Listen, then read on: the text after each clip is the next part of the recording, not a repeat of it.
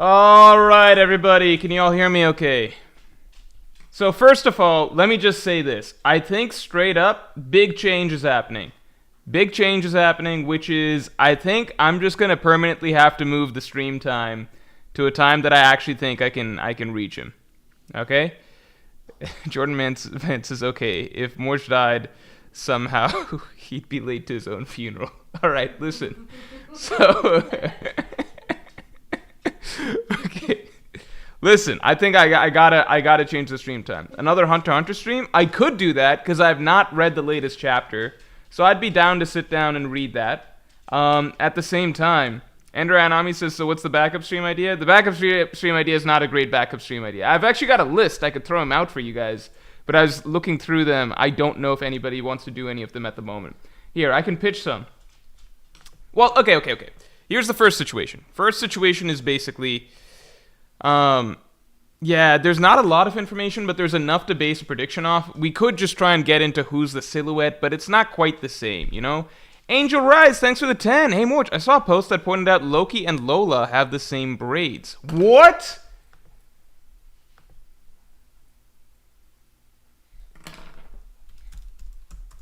Hold on. Need to do some research on this. You're right, and Chiffon doesn't have those braids. Maybe Loki taught her those braids when she came to Elbaf. What the hell? And it's actually really funny that Loki, of all people, got friend-zoned by Lola, of all people. Loki and Lola... I like the Loki-Lola romance. I feel like Oda should have gone through with that, right? Am I the only Loki-Lola... Like, now that I know both the characters, I feel like they'd have been a perfect fit, you know? Shit. Jordan Vances, did you all read the update from Oda for One Piece Live Action 2? Yeah, spoilers are out. So here's the situation. All right, spoilers are out, but they're soft spoilers, little baby spoilers. They can hardly hurt anybody. So what we could do is either number one, Oof says dog she would die.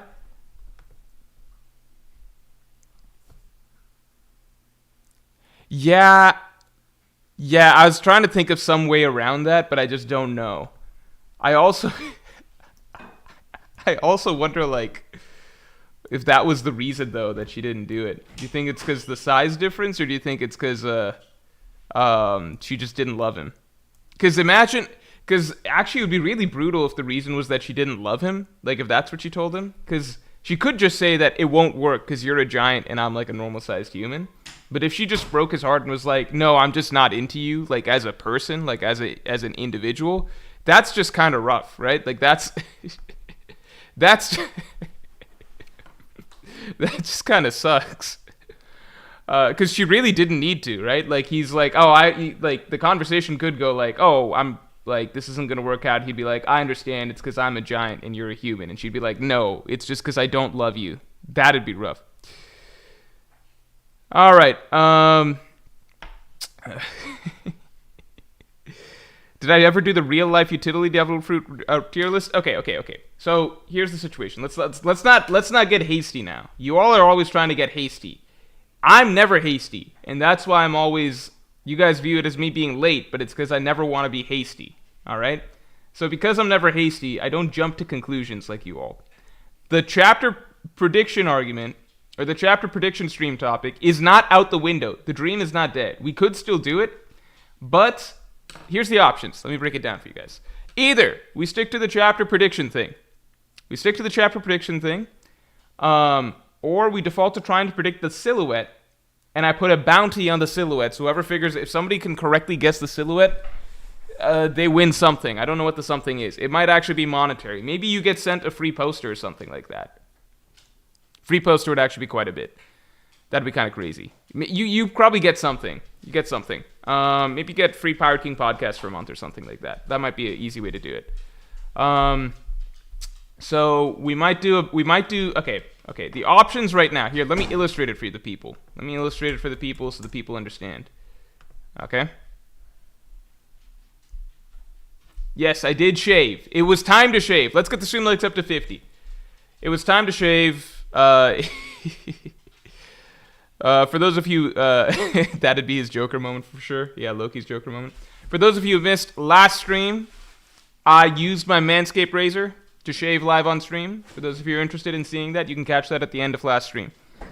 Brooke is the GOAT. Brooke is the GOAT. Thanks for being a Pirate King tier member for 5 months, man. Sup, Morj? I have a very... Oh, Pirate King podcast. Pirate King podcast, that's happening. I'll probably be recording it hopefully this weekend or something like that. I think Monday I'll probably record the Pirate King podcast. So everyone just try and get in your shit for the Pirate King podcast over the course of the next, this week. Pirate King podcast, get your stuff in for this week. For those of you who don't know, Pirate King podcast, it's the podcast that I do once a month for Pirate King tier members and up. Basically, it's an hour-and-a-half long podcast that's exclusive to Pirate King tier members, where every Pirate King tier member can submit their own question. I answer that question fairly in-depth. I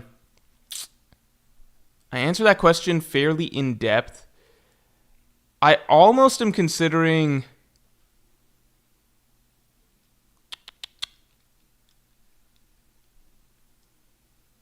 Hold on, everybody. Calm down.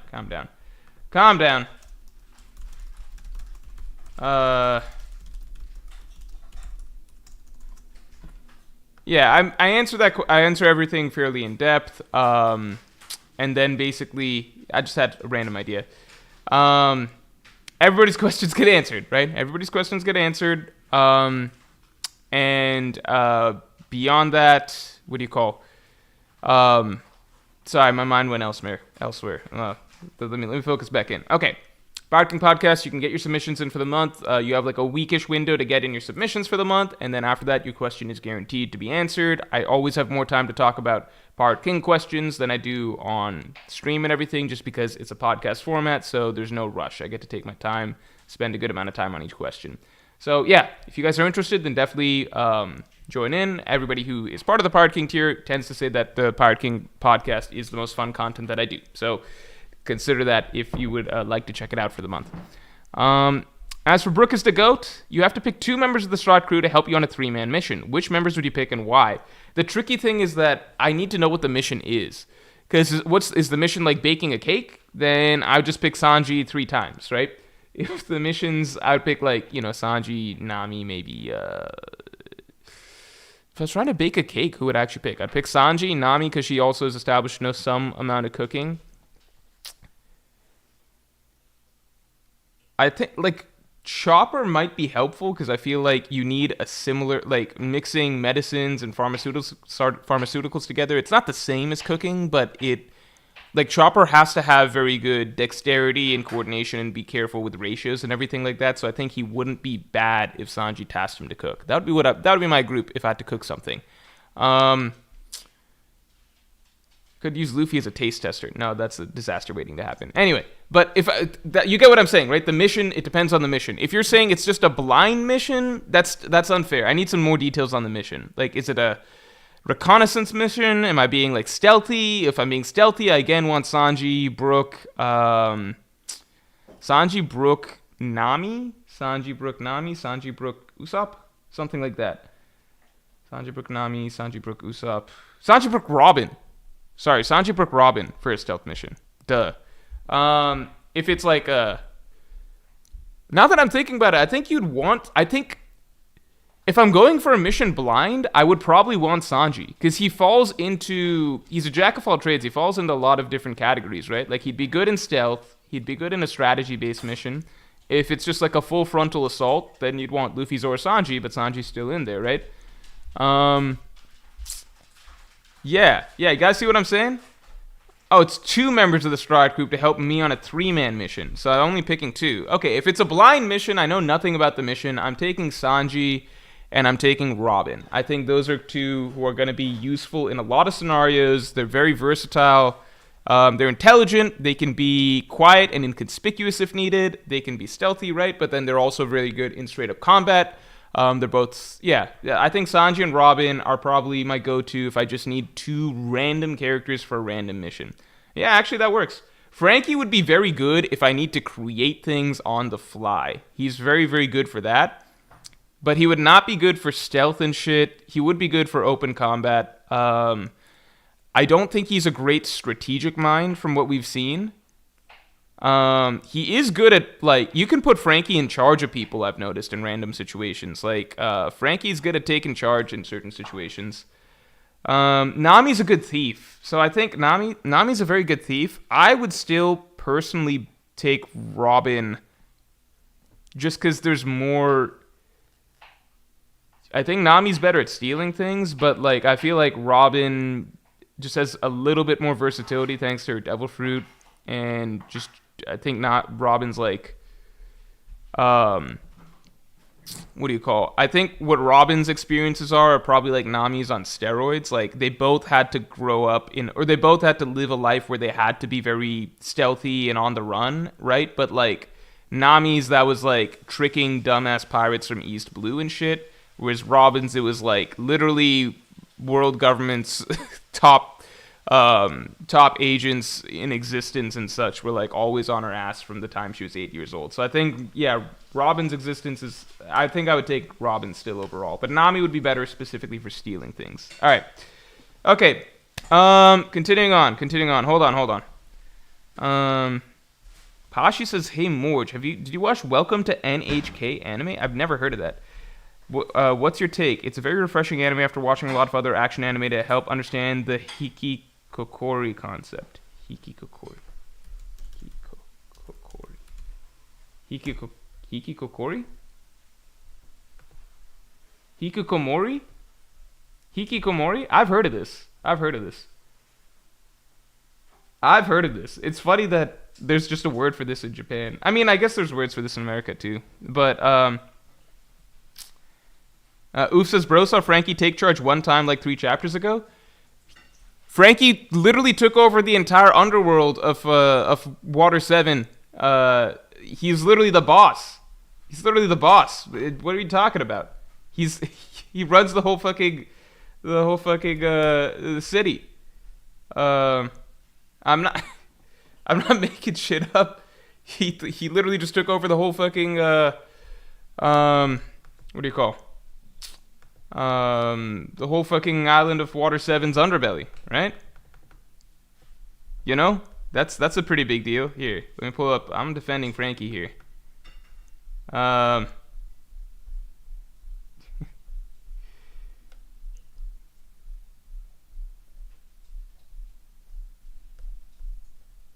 Alright, well, on the fly, I can't find the pages where he takes over, but I remember, like, he took over the Frankie family. He told Zombie and them that I'm the boss now, etc. I don't know. I think Frankie's good at that shit. He also did that, I swear, somewhere in... No, I guess he didn't really do that in Greenbid. He didn't take charge. Necessarily. Wano, I guess he didn't either. Okay, he doesn't have a track record of it if you ignore his roots. I think I just liked seeing him in Boss Frankie mode again recently in Elbaf. So I guess the oldest version of Frankie that we saw and then the most recent instance of Frankie both had him taking charge. So I think it's not a crazy thing to say. Anyway, all right, guys, stop joking around. All right, everybody stop joking around. We need to get serious. We need to pick an actual topic for the stream. All right, so this is where you guys are going to come in clutch. All right, come in clutch for me. Hold on. Moving shit around. Here we go. Yeah. Okay. All right. Here we go. So, what we are looking at the moment, I don't need Whimsical for this. I can Microsoft Paint this. I think for this, Microsoft Paint is fun. I think Microsoft Paint, it just has a certain sense of whimsy, right? So for this and only this, we're going to use Microsoft Paint. All right? Here we go. So right now, our options are, our decision tree is, 1, either do chapter predictions even though most people are spoiled. No spoilers in chat, but I do want to poll real quick. Who all knows what's happening? Who all knows what happens in the chapter? Also, let's get the stream likes up to... What do we need to get it up to? What's the next benchmark? Streamlike's up to 50 real quick. That's a pretty reasonable request. Yeah, let's get Streamlike's up to 50.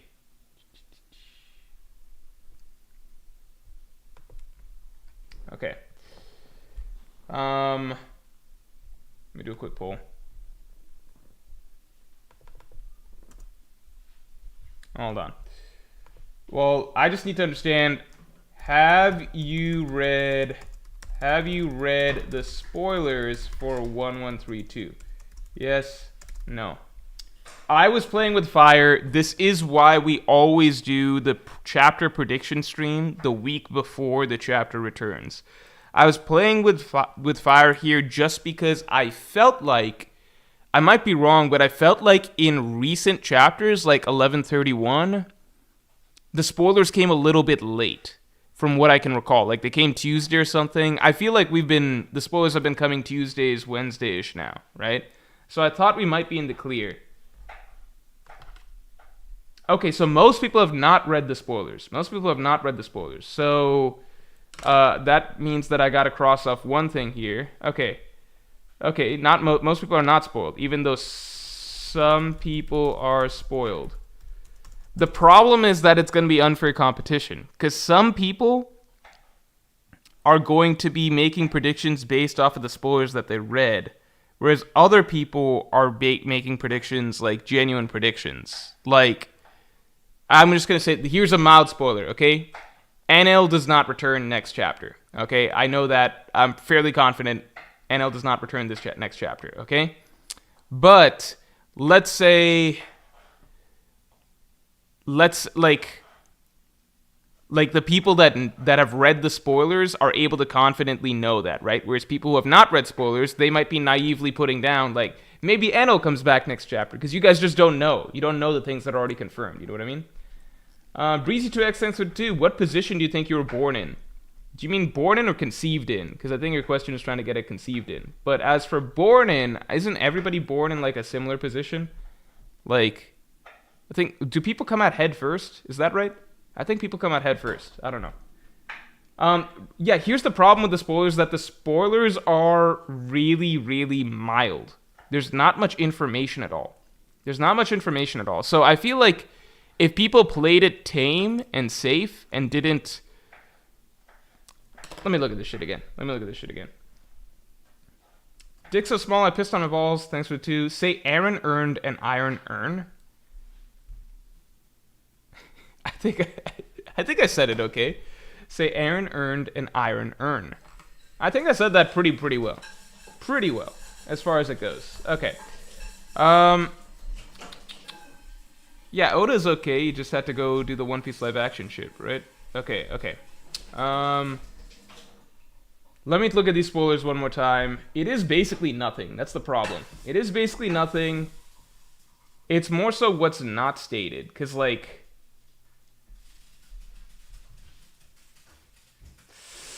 we could do it. We could just do it. Hold on. Because the options are basically this. Either do chapter 2... I give a poll of other stream options we could do today. 3, I crowd source from you all. 4, we do Hunter reaction stream. If it's Hunter, I think I'll probably save that for the end anyway. So I think that there's probably no point actually in me even bringing that up. Because I can do that. I'll just do that towards the end. Of this. Alright, people. So here's the options. Angel Pro says, Morj, when is your birthday? My birthday actually passed a little bit. Dick so small, piss on the balls, thanks for the 2. You said that way too clear to be from Baltimore. Well, I mean, I'm not born in Baltimore. I grew up... Well, I was born in India. Then we moved to New York when I was very young, like 2 years old. 1.5, 2 years old. Then was in New York till I was 5. When I was 5, we went to New Jersey. Then I was in New Jersey till I was around 8. We moved to Maryland. And then I didn't grow up in Baltimore, but I lived in Baltimore for a few years post-college. I always grew up close to Baltimore, but it was not actually Baltimore itself. It was a small town slash city that was a little bit away from Baltimore. So I wouldn't have that accent. The Wire reaction stream. Oof says Ravens winning tonight, so W Baltimore. I lived in I was there. I lived in Maryland when the Ravens won. So when the Ravens won, there's so much hype. I wasn't like a big football person growing up. I'm still not. But like there's so much hype in American culture around football. And okay, this is a minor tangent. Okay, minor tangent. Okay, but there's so much in American culture. Football is so fucking big. Like it's insane. Like everybody's always talking about it. Yada yada. Like especially when you're in school, college environment or whatever. Football's fucking huge, right? So when I'm growing up in school, so many other people, like everybody, like majority of the school was into football, and obviously the Ravens are a big deal. And there's so much hype every year around the Super Bowl. Like everybody talks about the Super Bowl so much. Super Bowl is such a big deal, right? Like the playoffs, Super Bowl, etc. Such a big deal. And then finally we get to this year. It was my senior year of high school. My senior year of high school, the fucking Ravens, our team, right? I mean, we don't live in Baltimore, but like we rejected the Redskins. So I think in general, the majority of Maryland and people and towns and cities, like I lived 19 minutes away from Baltimore. It wasn't too far. So like our school, the majority of people there embraced the Ravens, right? So there was so much hype. And so like me growing up, I'm like, okay, I know these Americans that really fucking love their football, and that everybody's like really excited about the Super Bowl. There was so much hype and buildup and commotion around like, oh shit, are the Ravens going to win the Super Bowl? Ravens are in the Super Bowl. Like, our team's in the Super Bowl, right? Like, I remember that whole fucking run, Joe Flacco, other students in our school, like, hyping it up and everything like that. And so finally, it's like Super Bowl time, and we win the Super Bowl, right? And, like, that's what everybody's been fucking talking about for the last couple of weeks or whatever. And so it's the Monday after the Super Bowl, or it's the parade day, right? It might not have been the Monday after, but it's like shortly after, right? It's the parade day, and it's just like one, the Super Bowl is won, right? So Sunday's over, the Super Bowl's won. I'm just like, holy shit, this is huge. Like, this is the biggest thing ever, right? Like, the Ravens won the Super Bowl. I was kind of just like, now what? So, like, now what happens? Like, is school going to be canceled? Like, is everyone going to be, like, throwing a huge party? Like, everyone made such a big deal out of it. What happens? Nothing. Like, life went on as usual. It was just like the Sunday happened. Everyone was really happy. Everyone was fucking talking about this for so long. Next day, people were talking about it, but nothing fucking happened. Like, it wasn't that big of a deal. It was like, school wasn't canceled. Still had, like, homework and tests and stuff. Everyone just moved on shortly afterwards. And then there was the parade, right? So there's a parade that was being thrown in Baltimore for the Ravens. And so I was convinced, and people had been talking about, like, oh, gonna skip school to go to the parade, like everyone's got to celebrate and stuff. So I was convinced just from the hubbub that like a lot of students would be skipping school at least to go to the parade. Because I'm like, come on, we're all so fucking excited about this. Everybody in the school wouldn't fucking shut up about this for so long, right? All the teachers, faculty, staff, everyone was so excited about this. I'm sure that the majority of school is going to be skipping school to go to this parade, right? Because otherwise, what the fuck was the point? Who gives a fuck that the Ravens won the Super Bowl, right? And so I got like a lot of my friends. I was like, everyone's going to be going to this fucking parade. Let's go to the parade. So we left. We skipped school that day, went to the parade. I was so confident people would be skipping school. I straight up told my mom, like, yeah, most people aren't going to school today because the Ravens won the Super Bowl, so we're going to the parade. So she was like, okay, I guess that makes sense. Skipped school. We drove to the parade. Insane fucking amounts of traffic. Like, absolutely, like, bullshit traffic. So it took so fucking long to get there. We finally get there. Parking was terrible, etc. We kind of got a glimpse of the parade or whatever, and then we just left. And then it turns out almost nobody else fucking skipped. Like, the majority of the school was still at school. Very few people skipped to go to the parade. Me and my friends skipped to go to the parade, and we weren't even football fans because we thought, like, that's how backwards it was. I thought that people were such big football fans that everyone, like, because everybody talked about football so much, I thought everyone was such big football fans that they would all skip to go watch this parade.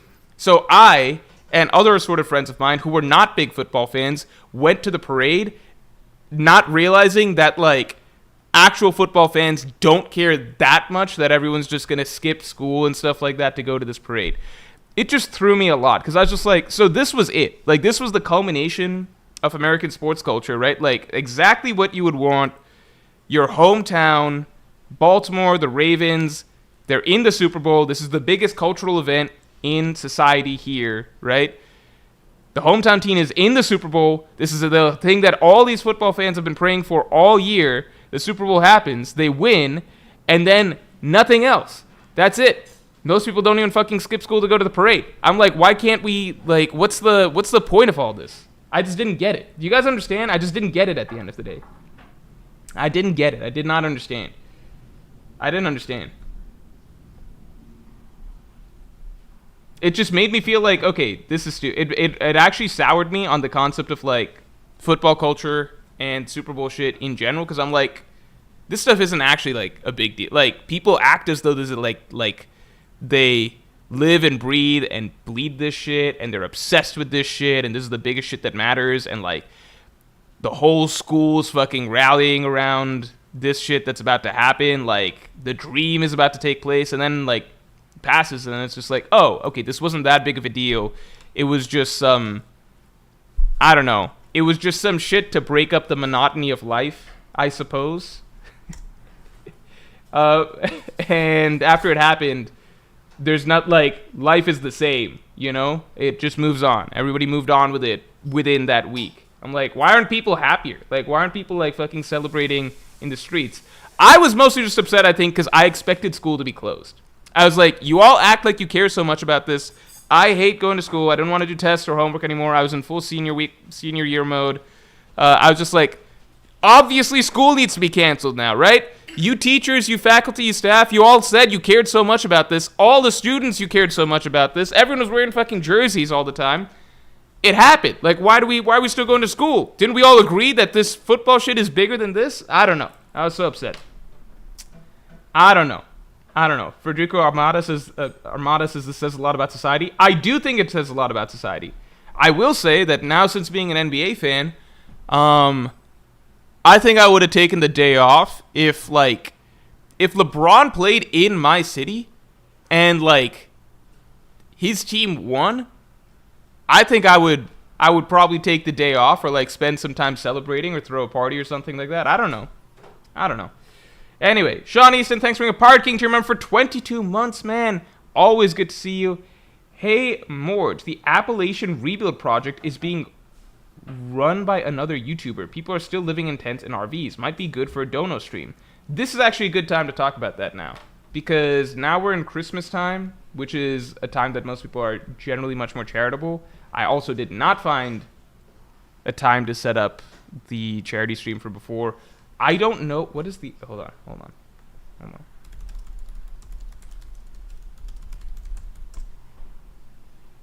Appalachian Rebuild Project is dedicated to...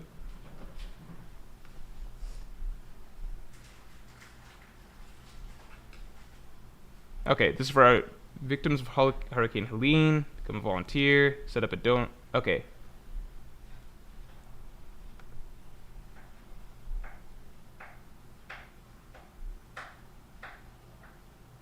Okay, I mean, I'm going to link this right now, but we're not going to call this the donation stream because I would rather set something up for that. But this would be something good for people to donate to right now if they're interested in doing so. Hold on. But this is not a donation stream. One, we would like higher viewership for a donation stream. And two, I should probably set it up a lot better. I think that this would be a good goal for me to try and do before Christmas time. And maybe that'll be like a stream that I could do in the week beforehand or 2 weeks beforehand or something like that. Justin Holland, thanks for being a Pirate King to remember for 25 months, man. Oh, also, I think you're scheduled to join stream today, right? Around 9:30 EST. So I think I'll see you then. Unless I've got the dates wrong, but I think that's what I saw. So thanks for the support as usual, man. Straw Hat enemies make plan to head to Elbaf. Straw Hat allies make similar plans. 11/17/1991. Oh, wait. You're making predictions. Are you making predictions? Oh, you're predicting for the rest of our series. Okay. What's 11/17/1991? But is that like, that's like a date, right? More outside world news. Luffy raid code comes back for the rest of the series. Predicting for the rest of the series. Okay, I see what you're saying. Okay, we're going to jot all of these down into the actual prediction stream. I think we're doing the chapter prediction stream at this point, it seems. Let me see this real quick. JWP, thank you for the 20. Thank you for the support as usual, man. I have good memories with football, lol. I'm a Giants fan, and I was like 8 when the Giants defeated the undefeated Patriots. Even I know a lot about that, because I remember that whole, like, as far as I knew, that was, like, considered Tom Brady's best season or whatever, and Eli Manning's beaten him, like, twice or some shit. My parents threw a party with Giants as Patriots fans. Core memory of mine watching the Giants won that first one. I do wish that I had more sports fandom memories growing up. Because I never had that. Like, my family was not a sports household in terms of, like, watching sports. Because I guess my dad never was. So it was only much later. And that is actually a core part of American culture. It's 2 levels. One, it's a core part of American culture to be, like, very invested in the sports. So that helps to be into that. But the other part is also just, like, I think growing up with sports, like, watching sports a lot, it... Is it good for you? I don't know if it's good for you. Maybe there's some studies on that. I have no idea if it's actually good for you or not. Is that shit good for you? Maybe it's not. I actually think... no, I think growing up... Okay, here's my take. I think growing up a sports fan, like being heavily invested in watching sports, is... probably good for connections, like in terms of it gives like probably family, like, you know, it's something that you and your dad or siblings or like friends, etc. can, like, it's a fun thing to do, and it's good for bonding. I think it's good for bonding, but I sincerely believe that, like, I and many others are at our worst selves when watching sports. And a lot of our nastiest tendencies tend to come out. I sincerely believe that. I don't hate Jason Tatum. Like, I don't hate this individual. I don't even know much about this individual. He really hasn't done that much. But when I'm watching him play, and when he's giving interviews or doing anything in general, I just think that this guy sucks and doesn't deserve anything. And it's just wrong, right? I just think that there's a lot of nastiness in terms of human nature that comes out when sports is involved. Like, being a sports fan. I think playing sports, that's all good. There's no issues with that. I think that's all good. That's very healthy for you. That's good. That teaches stuff, right? But I think watching sports, that's not healthy. It's like addicting. It puts you in a terrible, toxic mental space, and it encourages, like, hating or rooting for people for such arbitrary reasons. Like, I fucking disliked Patrick Beverley for so long because he's a shitty, dirty player. He's a shitty, dirty player.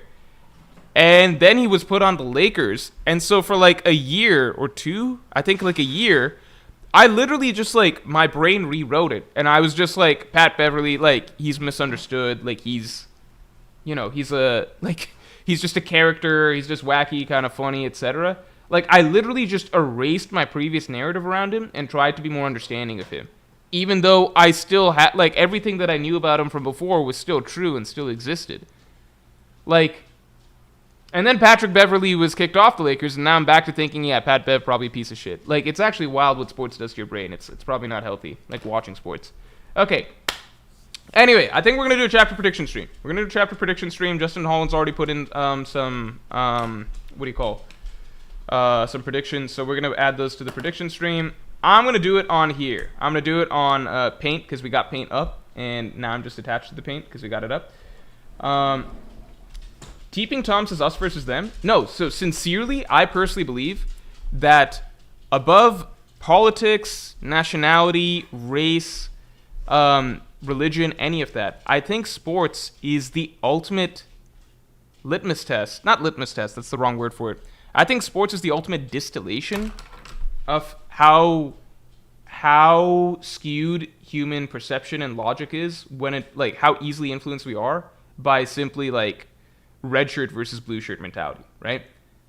Because sports is not based on anything that actually has meaning. Like it's not based around like territories, like where you live, or a culture, or a religion, like your belief system, or your political views, or anything like that, or like racial bonds or anything. Like it's literally like it is the definition of just what color do I wear on my jersey versus what color does that person wear on their jersey. That's it. There's nothing more. Especially in the NBA, I don't know enough about other things, but players get traded left and right, all around, all the time, right? You could say that that like it's at least somewhat based on location, like city versus city, but at least in the NBA, a lot of the fandom is based. It's more player based than anything. Like I was not a Washington Wizards fan when I lived in Maryland, right? You kind of like lots of sports fans just pick a team and then that's their team for fucking forever, right? Even if you change locations, if you do whatever. Just you that's your team, right? And then your brain basically just shuts off, and like anything good that happens around your team, you view it as the good guys. Anything bad that happens around your team, you view it as the bad guys. It's always very jarring when a player of a team does something that's like very clearly and blatantly bad, like Draymond Green does something again physically aggressive or something, and you go to that, like you see what everybody else is saying. Like everyone else is logically observing about how bad this person is. And then you go over to that team's subreddit or see what that team's fans are saying. And there's so many mental loopholes to excuse it, right? So sports to me is the ultimate distillation of like, it's of just all a human needs to like distort reality in their minds to justify certain things or treat certain people and certain sides as heroes and villains. Is just the label of like us versus them. Like it transcends everything else. Like sports is the most fucked up. Not the most fucked up, but it's like it's just like a little like controlled bottle of how humans organically work with just jerseys being the only difference. And so then once you put us into environments or spheres where there are actual differences, like let's say our races are different, or our nationalities are different, or our religions are different, or our political views are different, then this is amplified like 100-fold. Because now people misattribute a lot of those other aspects and as being like the true reason that this makes X group or that group the bad guy, when in reality, all it takes is just saying that they're not the same as us to make us really hate other people. You know what I'm saying? Anyway.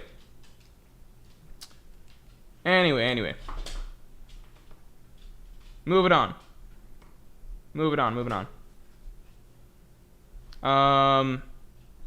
JWP, thanks for the 5. And I'm not in New York, but my parents gave us the day off from school after both Super Bowls. Lol. See, that's good. That's what people should do. Like, people need to celebrate, in my opinion. People need to celebrate. Harley, that's not for you. That's not for you. Sorry. The dog is eating he was eating the elf that's under the Christmas tree. Okay. All right. Okay.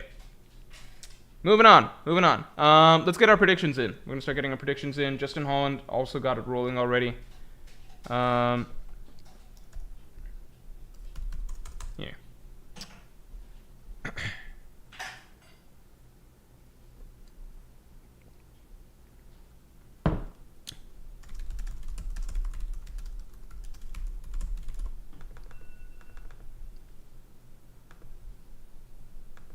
All right. And I understand that we have had some spoilers come out, but I don't think it's crazy. I think we can still do it. What the fuck is this font? Has anyone ever heard of this font? What happened to Arial? What is this? Am I fucking crazy? Can somebody tell me, has Microsoft Paint always had this font? What is this? What the fuck? I've never even fucking heard of this. Has it always had this font and I never noticed? I thought it's Arial. What's the difference between Arial and this shit? I don't even know what this shit was now. It's Sego something? Sego UI.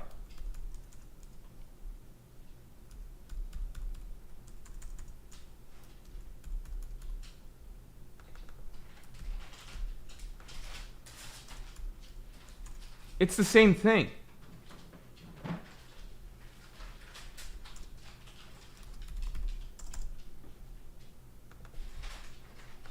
I'm gonna get to the bottom of this.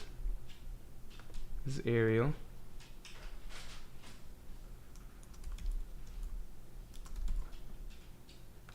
No, let me try saying Arial. Is it not the same thing?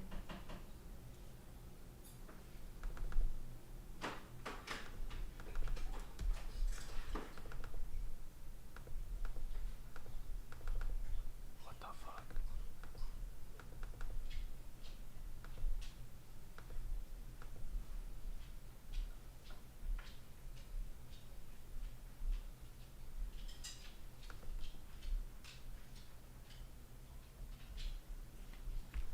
Am I crazy? What's going on? What's going on? What's the difference? What's the difference? This is actually gonna drive me insane. What's going on here?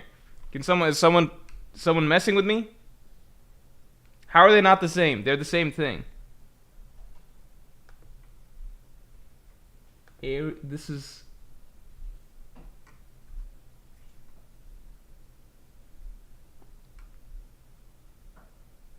Okay, I see some differences. No. Am I imagining it? I feel like that fucking Office meme. I feel like the Office meme. The one with the... This shit.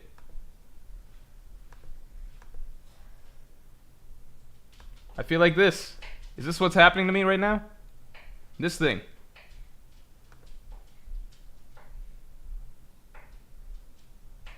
Blah, blah, blah. You know, the same picture thing. Okay, this one looks a little bit thicker, but I might just be imagining that. Hold on.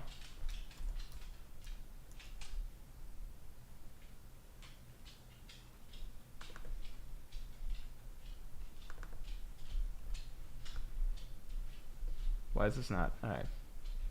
Well, now they're both Sego UI.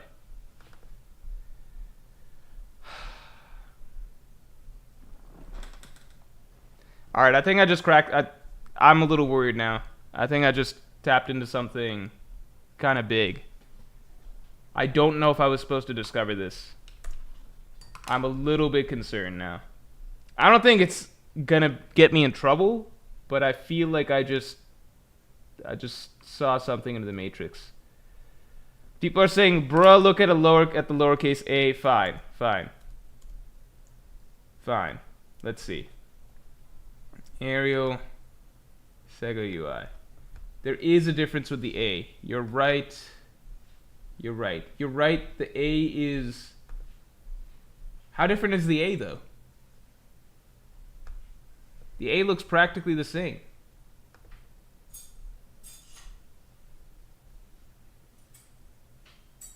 This A... Is it because of the bottom? Like it curves? Okay, hold on. This is a long sentence.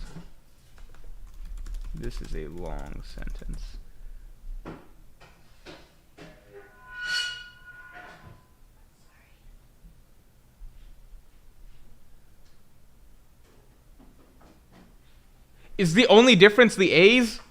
Why would they make a whole nother font for that? I also don't think the A's are that different. I don't know if the A's are that different. Okay. Alright, look at the dots on the I. They aren't the same. The dots on the I. You guys are fucking with me now. The dots on the I, they're not even dots. They're squares.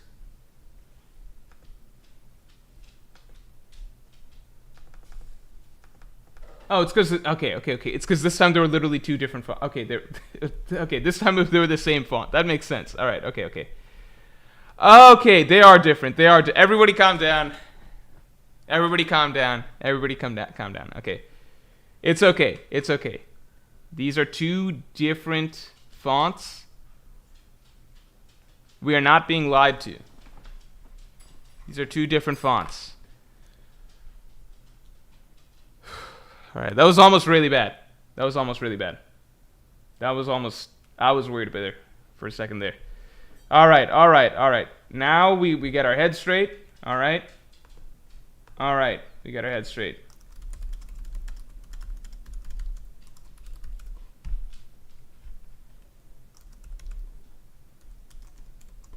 All right. Then I've got a question for y'all. Which one are we doing? Which one are we doing? I'm sorry, that took a lot of that. I'm gonna need a moment to recover from that one because I just. Why do you guys? What the fuck? You guys actually have a preference? I thought this should be like 50-50. Why do you, okay, it's now it's close to 50-50. For a moment I saw overwhelming support for Sego UI.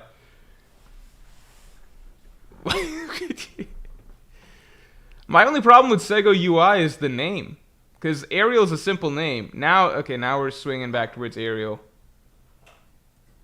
Yeah, there we go. Now it's a nice 50-50 split. You guys don't even know which one's which. I think the first one is Ariel, right? Second one's Sego. We're gonna use. Oh, I'll let the people decide. I'll let the people decide. I think we have too many fonts. I don't think we need. I think there needs to be a higher threshold for deciding if something qualifies as a new font or not. Because I just think that Arial was already good, and then some art school grad with a degree in graphic design showed up and said, hey, I've invented a new font. It's Arial, but slightly different, but not so different that anyone could at a glance tell what the difference is. Right? Who invented this? I guess this just said, what if we had Arial, but we slightly changed the A's and then made the dots around the I's bigger, but we made the A's smaller.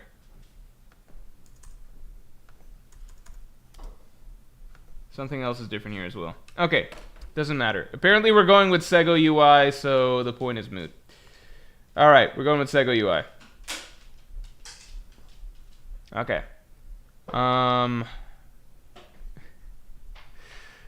The Outback Pandas, I don't have, okay. Spoilers for Hunter x Hunter, man. Spoilers for Hunter x Hunter. I'm just gonna have to, I'll wait to the end of the stream, because I'll be reacting to Hunter x Hunter at the end of the stream. I'll wait till end of stream and get into that shit. Also, let's get the stream lights up to 100 real quick, because we're gonna get into the chapter predictions now.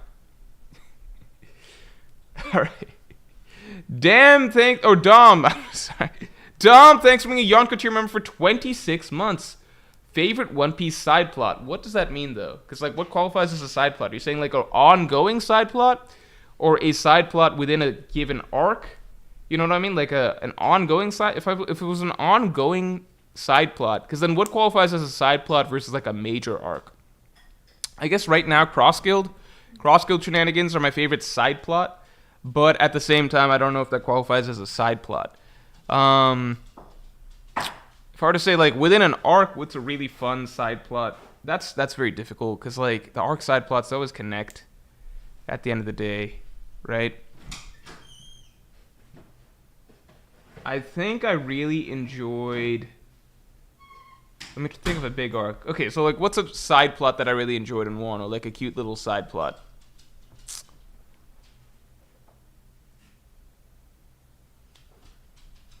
I don't know why I picked Wano. Let me pick something different. I mean, in Whole Cake, I enjoyed Pound's side plot of trying to find his daughters until it turned out to be just another fake death scenario. Manifest Joe says, Morj, I took a whole shower just while you talked about fonts. Alright. Rainstorm says, Morj, hundreds of fonts are made every day. Okay, so then if hundreds of fonts are made every day, but we don't see, like, constantly hundreds of new fonts being added to this, right? This raises a whole new question. Like, it's not like every day I'm seeing hundreds of new fonts added to these options, right? So that raises the bigger question, which is, if so many new fonts are being made every day, who is the arbiter? Who is deciding which fonts then make the cut to be allowed to show up in programs and software like this, or Google Docs, right? Sitka, heading semi-bold. Sitka small semi-bold. Sitka heading. Sitka display semi-bold. Sitka banner semi-bold. Sitka banner. Sitka text. Sitka text, surprise, semi-bold. Why does Sitka get like 50 different options here? Whereas poor Simson only gets 3. And there's no semi-bold. Simsun, Simsun XB, Simsun XG. Where's Simsun banner semi-bold and Simsun display set? Where's that? Sego U. Okay, holy shit. This is a problem. Because Sego UI is paying somebody off. Because look at this. Why does Sego UI get like... This is just the tip of the iceberg. This whole... Like, I thought Arial was like a dominant, like, font in the font sphere. Right? Like, I thought Arial was right up there with Times New Roman and, like, Comic Sans as among the most well-known fonts out there. But Arial is just Arial and Arial Black. It takes up no real estate in this whole font, spectrum. Whereas some shit that nobody's ever heard of, called Bondschrift, is apparently like a giant, like... What the fuck? A giant, like... There's like a whole rainbow of fonts here. What the hell's going on? Like, some of these just get so many options. And then Sego... Okay, we've talked enough about Sego, but I just don't get why Sego UI Black, Sego UI Emoji, Historic, Light... What's the UI mean? What's their UI? Semi-light, symbol, variable display light, variable display semi-bold, variable small semi-bold, variable small semi-bold. Yeah, there we go. Small semi-light, variable text semi. I want to fire whoever's in charge of font things. We only need 3. We need Arial, we need Times New Roman, Comic Sans, and then beyond that, I think you can use word art or clip art for everything else. All right, moving on. Justin Holland, thanks for this too. Where's your head at today? I don't know, man. It's been a long weekend. All right, let's get into this. Okay, Useless Captain Bid says this is why we don't have a Watto video. Yeah. Listen, here's the plan for the stream. We're gonna do our predictions. We're gonna do some predictions. It might not be the most predictions because some spoilers are already out, but we're gonna do some predictions. And then we're going to do... Justin Holland's probably going to join stream today, I believe, for a little bit. And then we're going to react to the Wano chapter. So I've not actually read the Wano chapter yet. Or not Wano... God damn it, my head's so fuzzy right now. Hunter x Hunter. We're going to be reading the Hunter x Hunter chapter. I've not actually read Hunter x Hunter chapter 408 yet. I was going to read it yesterday. Yesterday was, like, pretty tired throughout the day. And, honestly, like, the Hunter x Hunter chapters, they can be so dense, especially because I figured this card game was about to be played.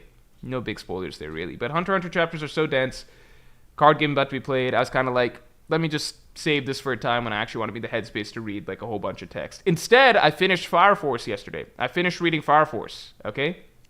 I finished reading Fire Force. I don't know if there's any Fire Force fans in the chat right now.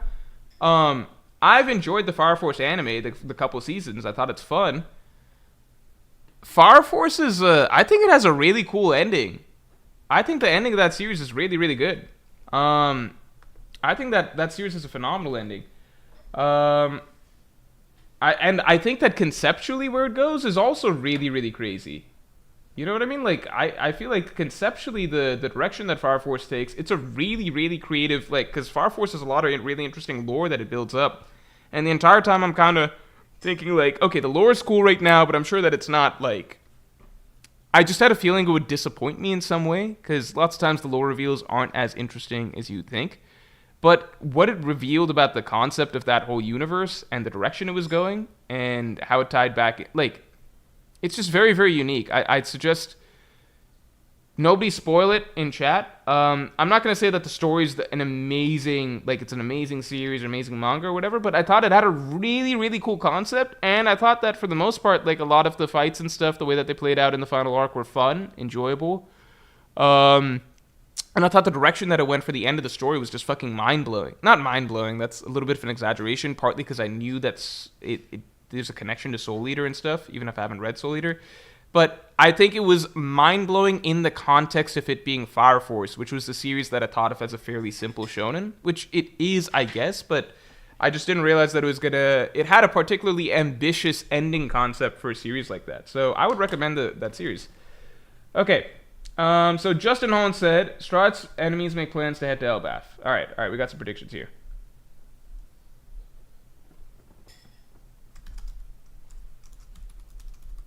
Stride enemies make plans to head to Elbaf.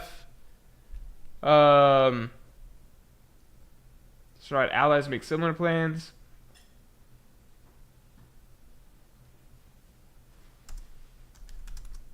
I'm trying to separate this just on because it seems like some of these are predictions for the rest of the series rather than for Elbaf specifically. Stride allies make similar plans. I think, okay, Justin, I can't put this stuff up. This is too vague. I need more specifics. We're going to need the rules back up. Rules.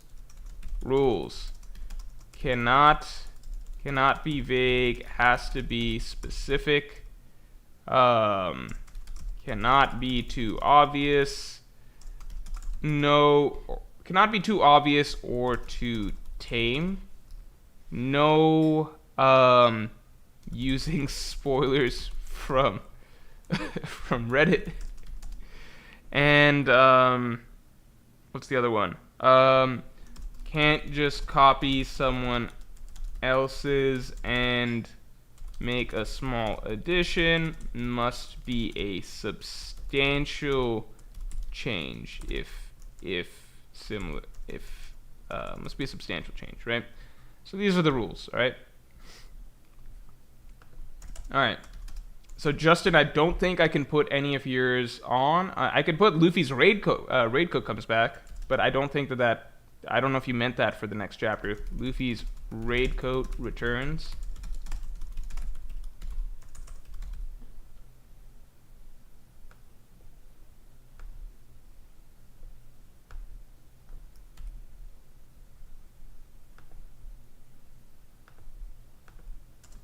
Okay.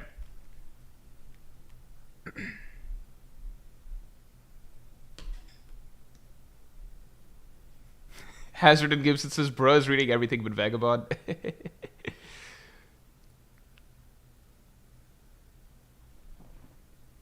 What happened?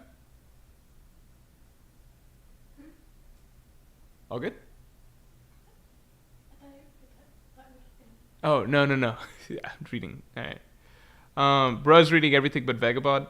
I will read Vagabond, but it's a more in-depth read, right? So it's easier to read Fire Force. Potato Lover 273 says this Hunter x Hunter chapter isn't hard to understand, but it is pretty wordy. What he was voted to read, LMAO. I will read Vagabond. Come on now. I will read Vagabond. Also, let's get the stream likes up to 100 real quick. Demonza says, what's your favorite sport? Watching, it's basketball. That 77 says Fire Force better than 80% of the new gen anime. I think Fire Force is good. I think where it falls, like I think it doesn't fall. Okay, how do I say this? I think Fire Force is very solid. Like I think plot wise, it's actually very good. I think it has a very interesting plot. I think its plot actually is what keeps people hooked for the most part early on. I think it has a fantastic lore, like a very creative lore, like a really creative lore, and the way it unfolds and the mystery around it is phenomenal. And honestly, like, I guarantee that if you read through the rest of Fire Force, you would at least find it to be a very creative concept and outside-the-box concept, at the very least, like, where it all goes. Because I would not have predicted any of that. I think where it's weak is that, like, it's not particularly thematically deep. It never has anything particularly deep character-wise, right? Something you haven't seen before. A lot of it is fairly standard, like the writing for most characters, the how heavy or serious certain storylines ever become. It's all very tame, right? Thematically, it's never gonna get anything super crazy or anything, right? Like it's very, very. It feels very tame, and you know what you're gonna get for the most part. It's kind of like if Black Clover is already something that's kind of like that, then I'd say Fire Force is like an even more, like, it's similar to Black Clover in terms of feel, but even more tame and kidified in a sense. But it's still entertaining. I think it's got a really good plot. I think the plot really pulls me along. And I find the dynamics between the characters to be at least fun. Like, this is one thing that I really love about One Piece. I love the Straw Hat Crew dynamic. I love the family dynamic. Now, One Piece's Straw Hats are all individually. They all have very deep, layered stories that we delve into and really piece out as characters, right? Like, it's phenomenal character writing across the board individually for each of them. But at the end of the day, what I like is just the fun of seeing the Straw Hats just as a gang, as a group, right? Them playing off each other, being like a found family for each other, right? I enjoyed Black Clover because I got the same thing out of the Black Bulls. And then I found myself enjoying Fire Force because I felt the same thing through Company 8, right? Just not to the same level of depth that the Straw Hats are written, but I enjoy that feeling. Like like we're a squad, but we're also like a family, and like everyone's got their own little role and dynamic, etc. I find like a lot of other series don't do that well. Or they don't even try to do that. Sorry, it's not even do that well or not do that well. I just find they don't even really try to do that. So, like, the Black Bulls reminded me of the Strawds a little bit, and then Company 8 reminded me of that a little bit. So that is kind of just like a comfort food type thing that makes me enjoy those series. It also is one of the reasons why it hurts that One Piece's Straw Hats are just not prominent and front and center in the story for large stretches of One Piece lately. And I will say that one thing that Black Clover and Fire Force do well generally, or at least Fire Force did generally well for majority of its run, is try to pay attention to and give love to all of its core Company 8 characters and think out plot lines for them for each of the arcs, you know? Or at least major movements of the story. Manifest Joe, thanks for the 5. Morj, are you excited to see Gladiator 2? Give me a taste of old movie, Morj. My prediction is Elbaf will seem to have magic like Dressrosa had toys. Interesting. I think that's a cool prediction.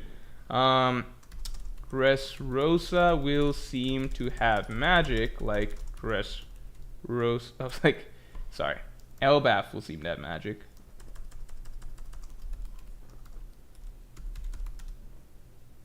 Had toys.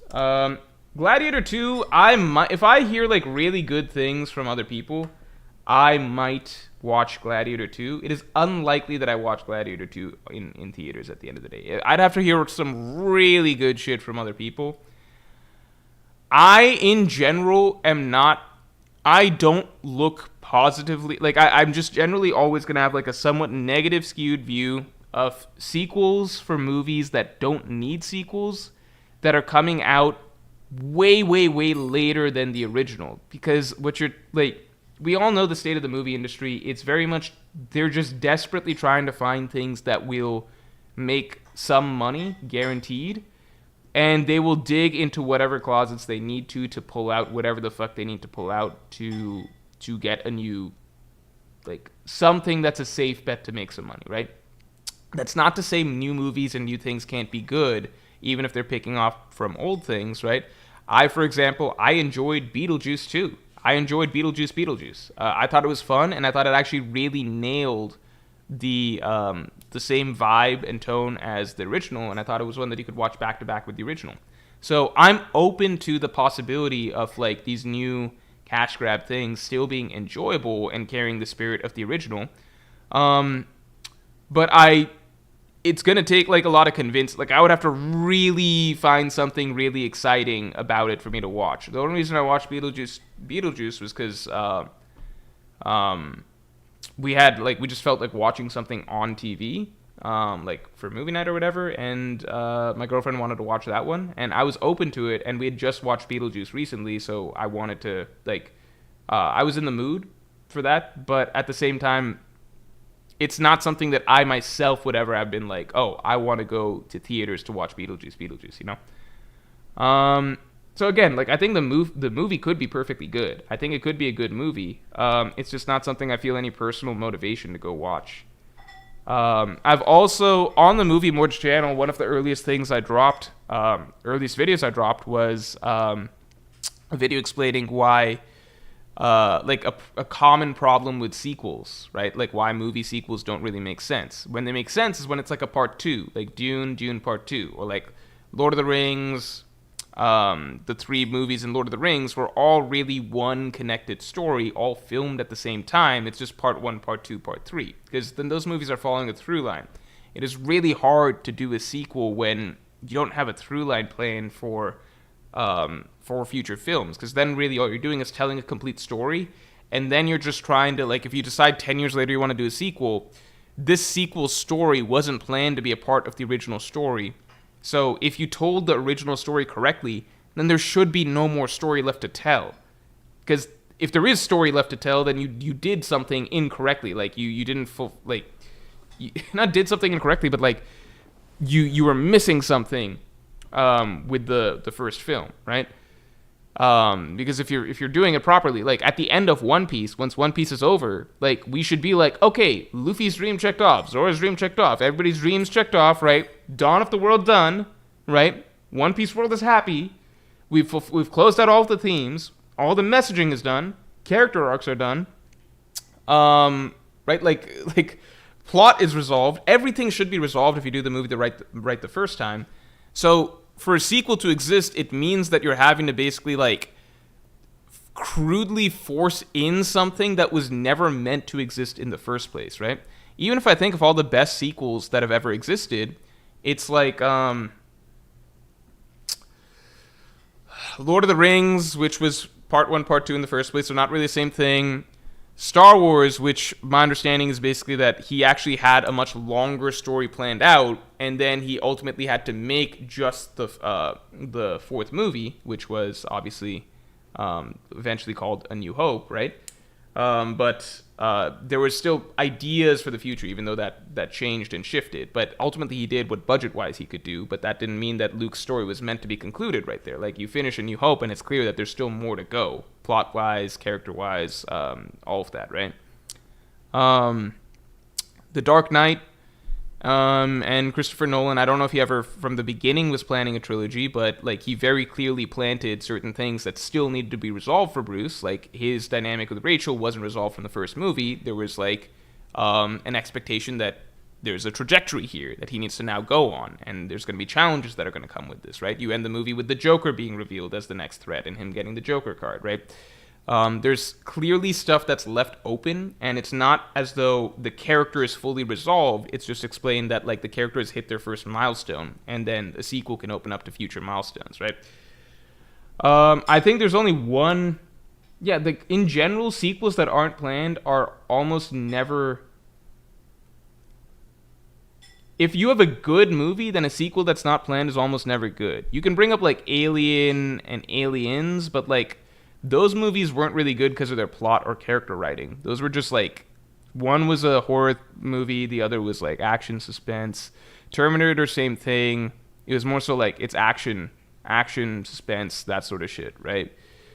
So like in that case, like the writing doesn't even matter that much.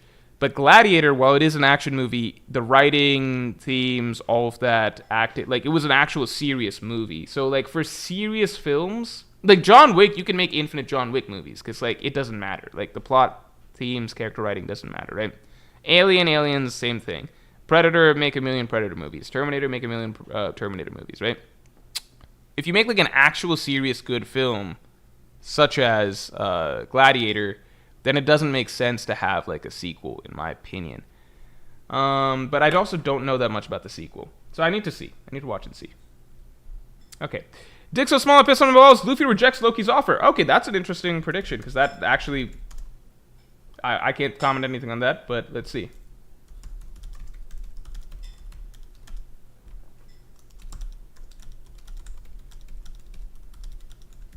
Oh, also I have an important poll for you guys. First of all, I want to ask. Let me get a couple of these down. Hold on. JWP, thanks for the 5. All of the Strats meet up together, including Robin's group, and we see Kid. Wait, Elbaf will seem to have magic, like, whoops, forgot to put this. This is from Manifest Joe.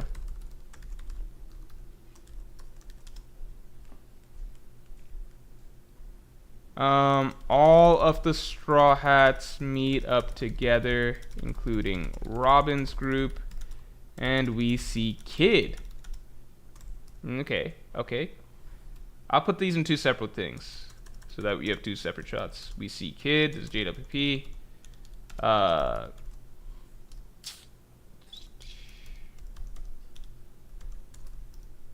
don't want to keep the caps. Yeah, Fire Force has a satisfying ending. It makes me want to read Soul Soul Reaper, Soul Reaper, whatever it is. But I don't think I'm gonna pick that up next. Like maybe I will at some point down the line. Also, let's get the likes up to 100 real quick. Aether, thanks for parking to your member for 20 months. Luffy rides one of Loki's animal buddies towards the village to get the key. Oh, okay, interesting. Luffy rides one of the animal buddies towards the village to get the key. I like that. That would feel Luffy-esque.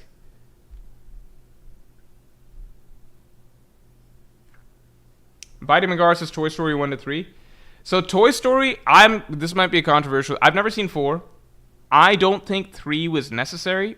I think 2 is the rare case that they were able to find a way to make it work. 2, they were able to find a way to make it work. I think it's very impressive that they made 2 work. I've always said that one of the saddest movies, like a movie scene that is guaranteed to make me cry, is from Toy Story 2, which is the song that, like, that's actually probably up there. This is actually straight up embarrassing. But the Jessie's song in Toy Story, where, like, her flashback song, like the When She Loved Me song or whatever, when she's abandoned, that song straight up, like, it is a rare movie scene or scene in general that you can just pick up and play in front of me with no context whatsoever. Like, I could just be sitting here. We've just been talking about random shit. You could just play that scene in front of me right now. I would cry. It would make me cry. So, I don't know exactly what that's at, but, like, that is actually, it's like a guaranteed tearjerker for me. So I love Toy Story 2. So I'm probably being too harsh when I'm saying that it can't work, because that's not true. I also think Shrek 2 is good. I think that there are sequels that are good. I think I watched Inside Out 2 recently, and I thought Inside Out 2 was better than Inside Out 1 by a long shot. Inside Out 2, I think, is actually a really fucking good movie. Like, a really, really fucking good movie. I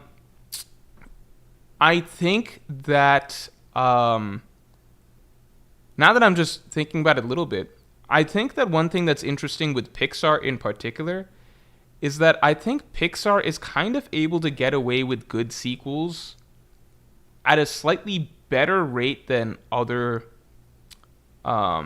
It's not consistent even with Pixar, but I think that they're able to get away with good sequels sometimes because they think very outside of the box. So, like, lots of times they're able to land... Like, when they come up with a movie... Lots of times they're able to land on a very good concept, right? It's not even so much about, like let's say you have something like Inside Out, right? What's really strong about Inside Out, it's not about, like, the kid, Riley, or, like, the characters, joy, sadness, etc. What they've landed on is, like, a really interesting concept, which is, like, what if our emotions were real? Like, what would a movie like that where our emotions are real be represented like, right? So the concept is the interesting thing, and then they tell the story around the concept. I feel like that is a little bit common with Pixar. It's not that's not always the case, but, like, it's the same thing with Toy Story. The concept is, what if toys were real? What are the ideas that we can communicate about the essence of childhood through that concept, right? So when they've got this concept to play with, like, what if our emotions were real or something, they form a story around it, they tell that story, right?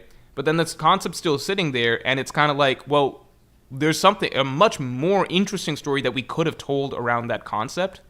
Like, what if our emotions were real? That's what I liked about Inside Out 2, which is that the concept that they went with is something that actually, like the first one, I don't know if you guys saw the first one, but the first one, it was a good movie, but ultimately communicated something that was very ABC, which is like, hey, positive emotions all the time aren't good. Like, sometimes sadness is good too, you know? And it's like, okay, that's a good message for kids. Tackling the idea of the emotions that we experience in adulthood is actually the way that they did, is actually very poignant, and double dipping into that same concept and trying to, oh shoot, it's almost time. Yeah, double dipping into that same concept to tackle something that, to tackle it in a more in-depth way, and this time formulating another story around it, I think that still works. Same thing with Toy Story, I think, at least with Toy Story 1 and 2. I didn't care for Toy Story 3. I felt it was a little repetitive at that point. And I didn't even fucking watch Toy Story 4, because at that point I was just like, I don't know what these guys are doing. But yeah, between Toy Story 1 and 2, I feel like Toy Story 1, the concept it tackles around what it's trying to say about childhood is a little bit different than what Toy Story 2 is tackling. So I think that they gave themselves enough leeway there. So in my opinion, I'm not trying to say that sequels are always bad. I'm just saying that more often than not, unplanned sequels don't work that well in movies, especially in my opinion if they're coming way, way, way later, because I think the longer the gap in time is, the more likely it is that the sequel is being made for cash purposes for the studio or the production company rather than anything else, in my opinion. The OG3 says the Pixar meme. What if toys had feelings? What if cars had feelings? What if feelings had feelings? That's funny. Yeah, we're going to have Justin Holland on for a little bit. For those of you who don't know, Toy Story 2 clears Toy Story 3. I think so. Yeah, for those of you who don't know, sorry, I was trying to figure out something. If you're interested in buying the posters, you can always get the posters. The posters are available on the Morj store site. You can always purchase the posters. You can get them individually. You can get a few posters. If you get 4 posters, you get the whole thing 50% off. So you can always get the posters. And then if you want to get the deluxe package, which is you get 5 posters and you get invites to join me on stream whenever you want once per month. You can get that as well, and that's what Justin Holland is hopping in for. So let me just link this real quick, in case y'all are interested. I also wanted to do, Manny, thanks for the 2 Wano video by the end of the year. I'm tired of doing promises that turn out to be incorrect. All I can say is I really, really, really want to, and I'm sincerely aiming to try to get it done for next break week, so that I can have a break in December. I want to drop the Wano video, drop a long-ass video, and then just relax for, take 2 weeks off. Like, enjoy Christmas break a little bit or something like that, you know? That is what I'm working towards. That's the goal. I think we're set up, editing-wise. My editor has a window to do it. Our images guy, he should be able to do it. We should be good. Mr. Robot, thanks a lot. Loki's Logia fruit is revealed. Plasma fruit. Oh, that's interesting. I haven't heard that one. Hold on. Loki's Logia is revealed. That is a Logia that has not yet come out just yet. Like, that could be an actual thing. That reminds me of Fire Force, where that was a thing. Oh, no, that's not by Manny. That's Mr. Robot. I also wanted to do a quick poll for you guys. Do you guys... Okay. Before we let Justin Holland in,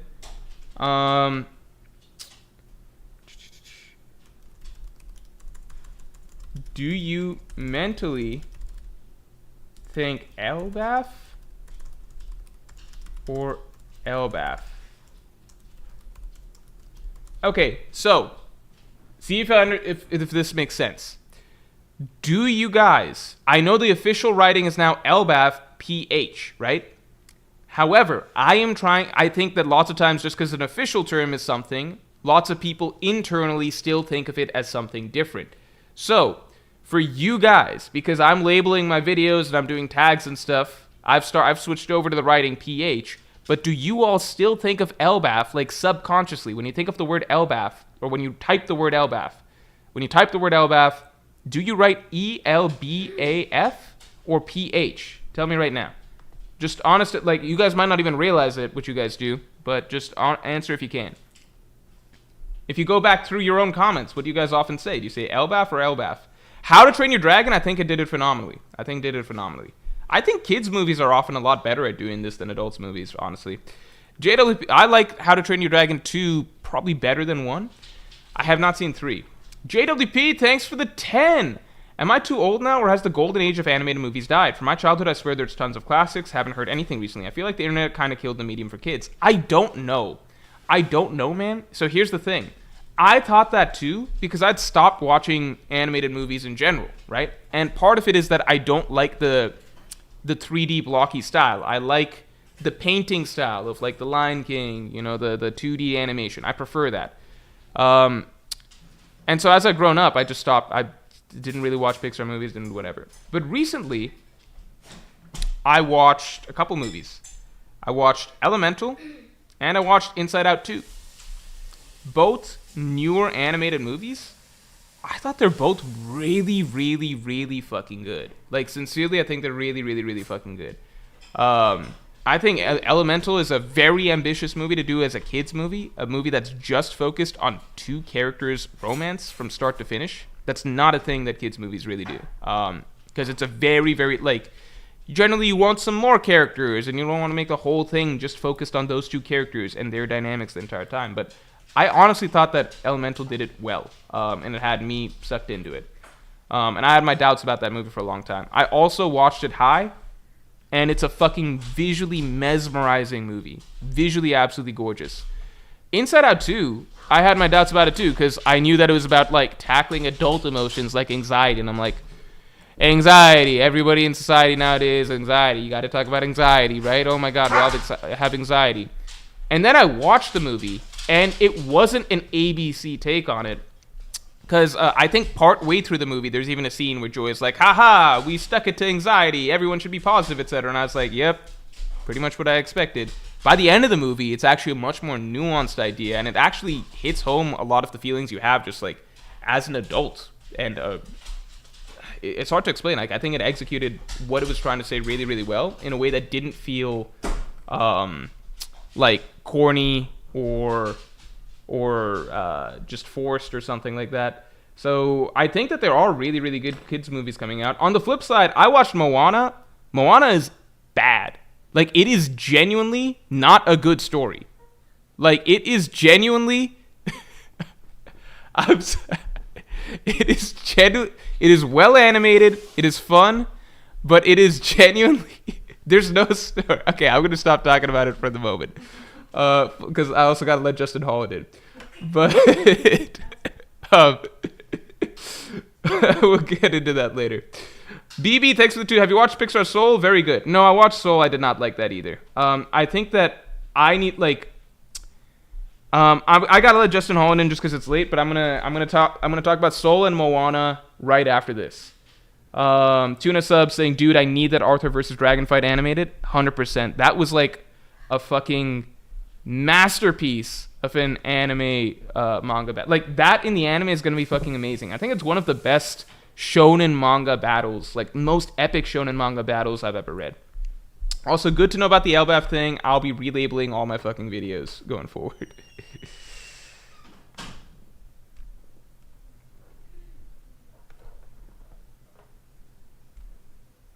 I liked Frozen. I did like Frozen. I didn't think it was crazy good, but I liked it.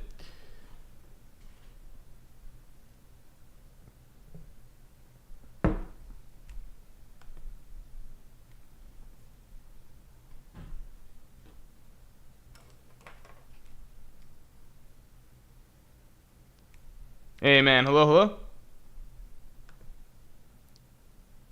Hey, Justin. Hello?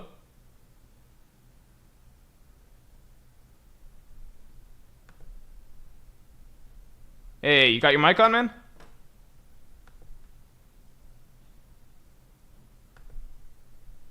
Oops.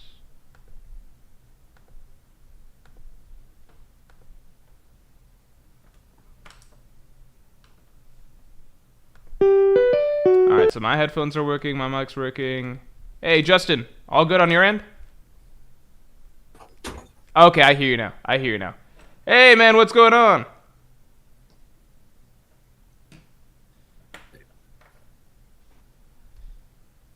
Crazy big, huh? Alright, so my headphones are working, my mic's working. Sorry. Hey, man, Justin, you doing okay? You got headphones by any chance? Because otherwise the audio's gonna echo a little bit. Hey, man, what's going on? Also, thanks for joining with a camera on this time. That's like always big props to anybody who's willing to jump on with camera on. You doing okay? You got headphones by any chance? Because otherwise the audio's gonna echo a little bit. Yeah. Hey, man, what's going on? Also, thanks for joining with a camera on this time. That's like always big props to anybody who's willing to jump on with camera on. I'm just gonna give you a moment if you wanna. Hold on. Hey man, what's going on? Here, I'm just gonna type to you. I'm just gonna type to you. All right. Also, thanks for joining with a camera on this time. It's like always, Put in. always big props to anybody who's willing to jump on the camera. Just gonna message and ask to put in headphones. Hold on. Hey man, what's going on? Here, I'm just gonna type to you. I'm just gonna type to you. Also, thanks for joining with a camera on this time. Okay. I have to wait. Can I mute you for the moment? Yeah. Okay. I'm just gonna mute you for the moment, just for the moment. All right. But can you put the? If you can hear me, if you could put the headphones on, that would be really, really good. If you can put in, yeah, if you could put in headphones, that'd be really good. Because right now, otherwise, the audio is. Okay. Okay. Here we go. Here we go.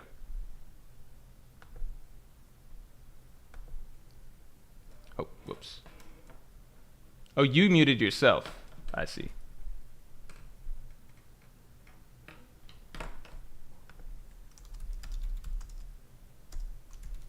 All good. You can unmute.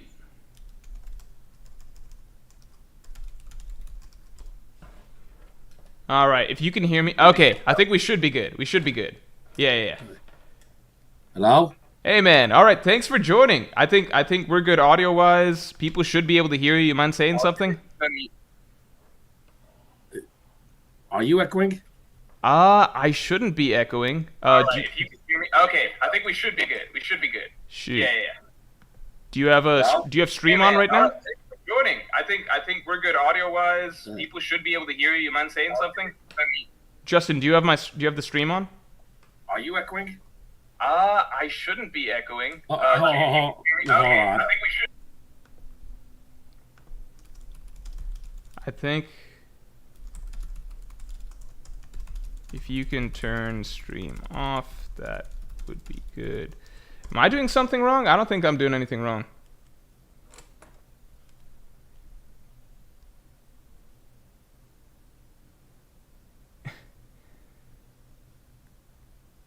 CT24 says, what's up with the prediction? Has Morj done taking predictions already? No, we're just going to take a quick break. We're going to talk to Justin, who's a call-in viewer, and we'll see. We'll be doing some more predictions after that.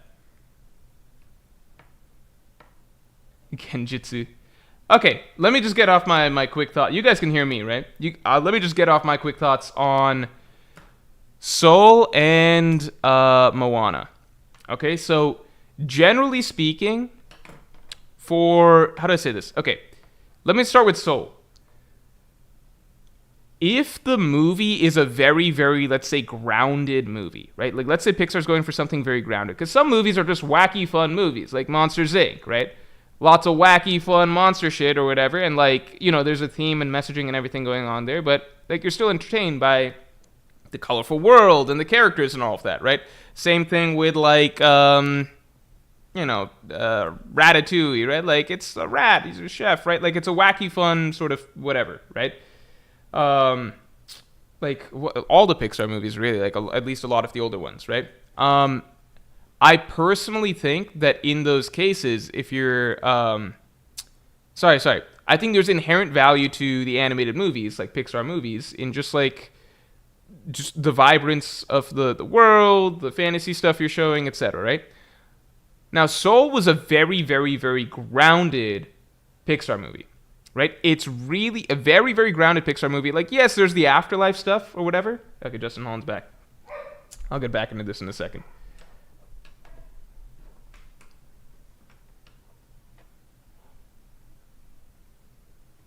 Amen. Hell. Okay, I think we got it this time. I think we nailed it this time. Everybody hear Justin okay? Yeah. All right, let's go. All right, man, how are you doing? Good to see you again. You too. Crazy. By the way, crazy weekend. So judged by your stream.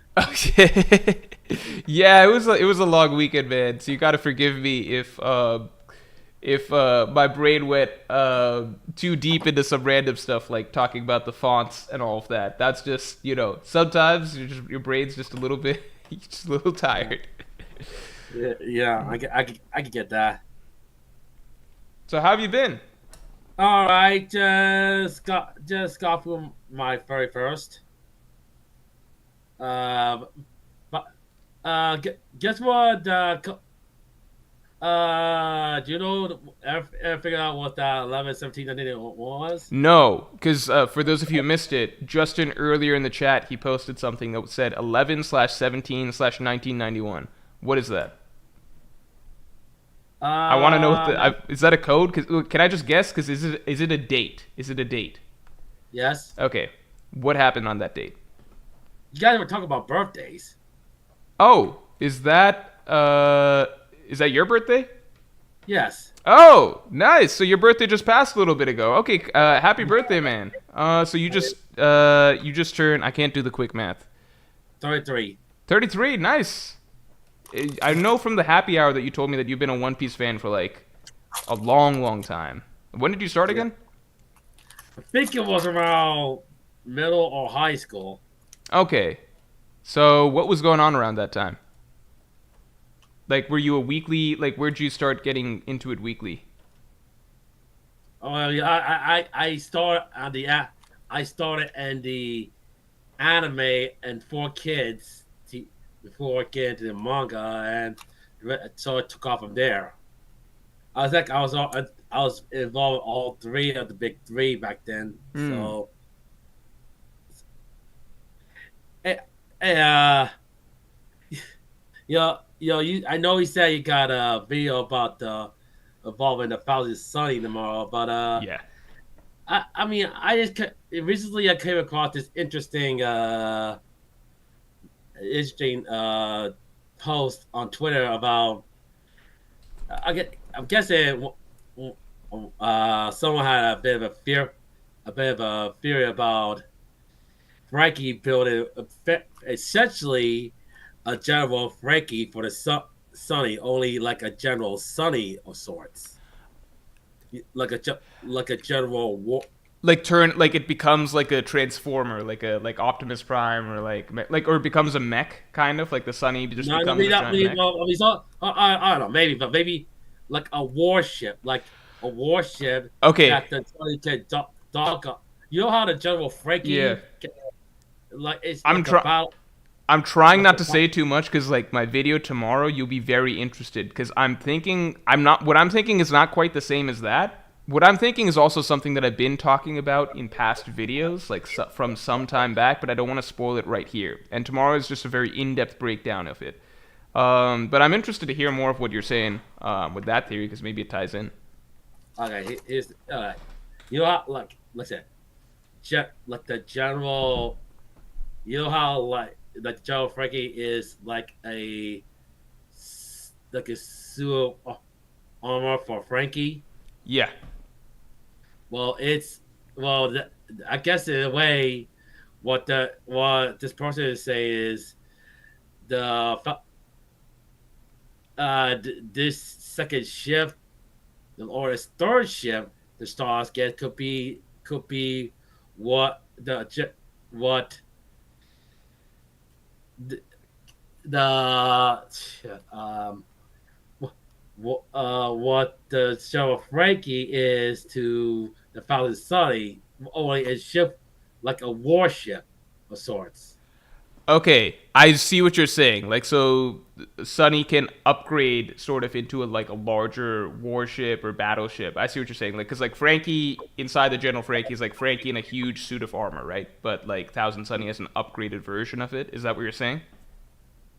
Yeah, I mean more like a warship slash suit of armor for the Sunny. Okay, so like a suit of. Okay, I see what you're saying. So like a big. I think I see what you're saying. Like a large suit of armor that'll surround the Sunny, so it's not like the Sunny itself is transforming, but rather that like And it involved the Chimera. the It's Chimera. What's the I Chimera? mean I mean I mean the animal moffat behind it. I feel like you kind of gotta look up on Twitter to look for it for yourself. But Hmm.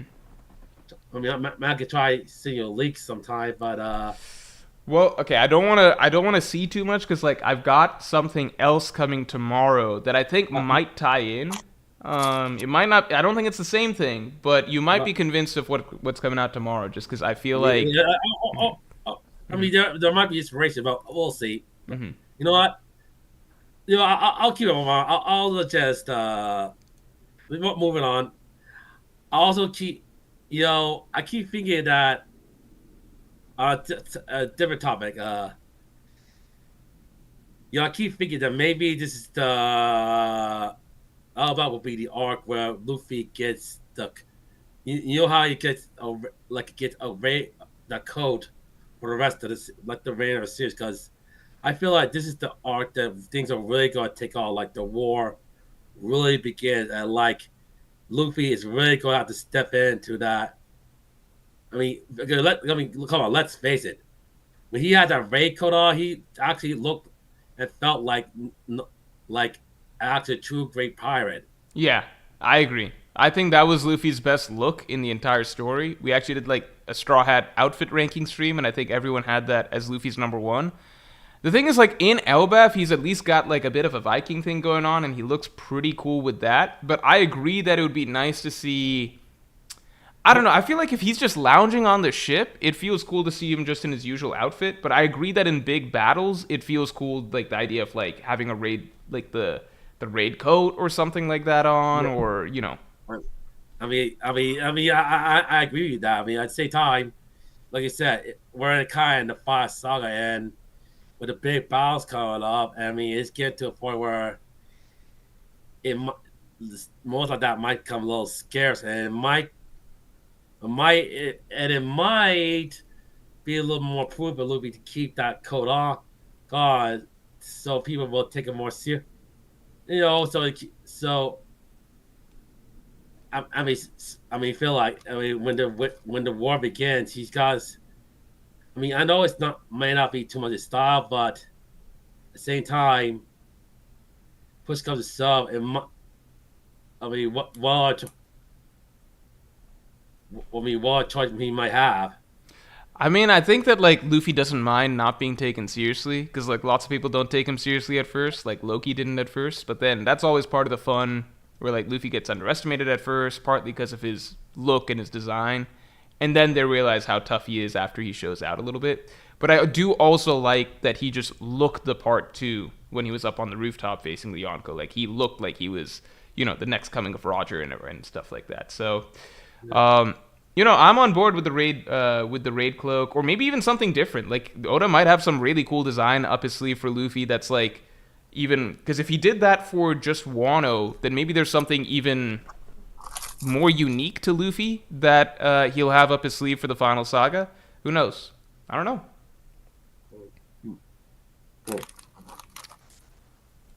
Oh.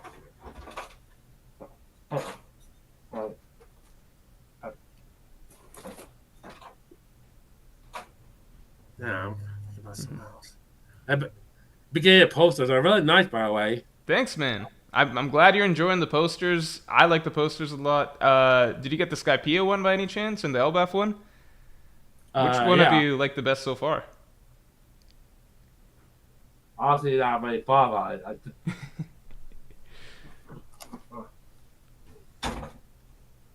See, No, but I see you got Zoe and Onigashima back there on your walls, man. So I'm happy that you're enjoying it. We are close to the end of just the segment, but if you got any final thoughts you want to get off for the people, then please do right now. okay. It's a little. I mean, look, it's something I brought up.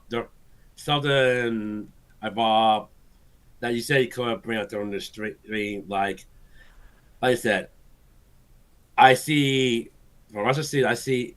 I mean, I like I said, I was like I bring it up. I see Elba as. I think what you bring up is see like Elba as a real convergent point, not only for enemies of stars, but allies too. And I get a feeling we're going to see even more outside news of new world coming out for the rest of the series. So, that's all I can think of off the top of my head. So, that's all I can think about. So, yeah. Yeah, man, I do sincerely think that like Elbaf is set to become like a really hot spot for the coming war. I think that's a big reason that we don't really have like clear villains for Elbaf just yet. I think a large part of why the plot is so open-ended is because things are set to come to Elbaf rather than things already being a major problem in Elbaf. So I'm excited to see. I got one. Hmm? Heck, Yeah. if I got one last thing. Yeah. I mean, I've been seeing more usual. I think maybe we'll see more of Kainu and Dragon's history come alive. How heck even maybe even Kuzan, Kainu and Dragon's history come to light, and maybe that'll play a part of it too.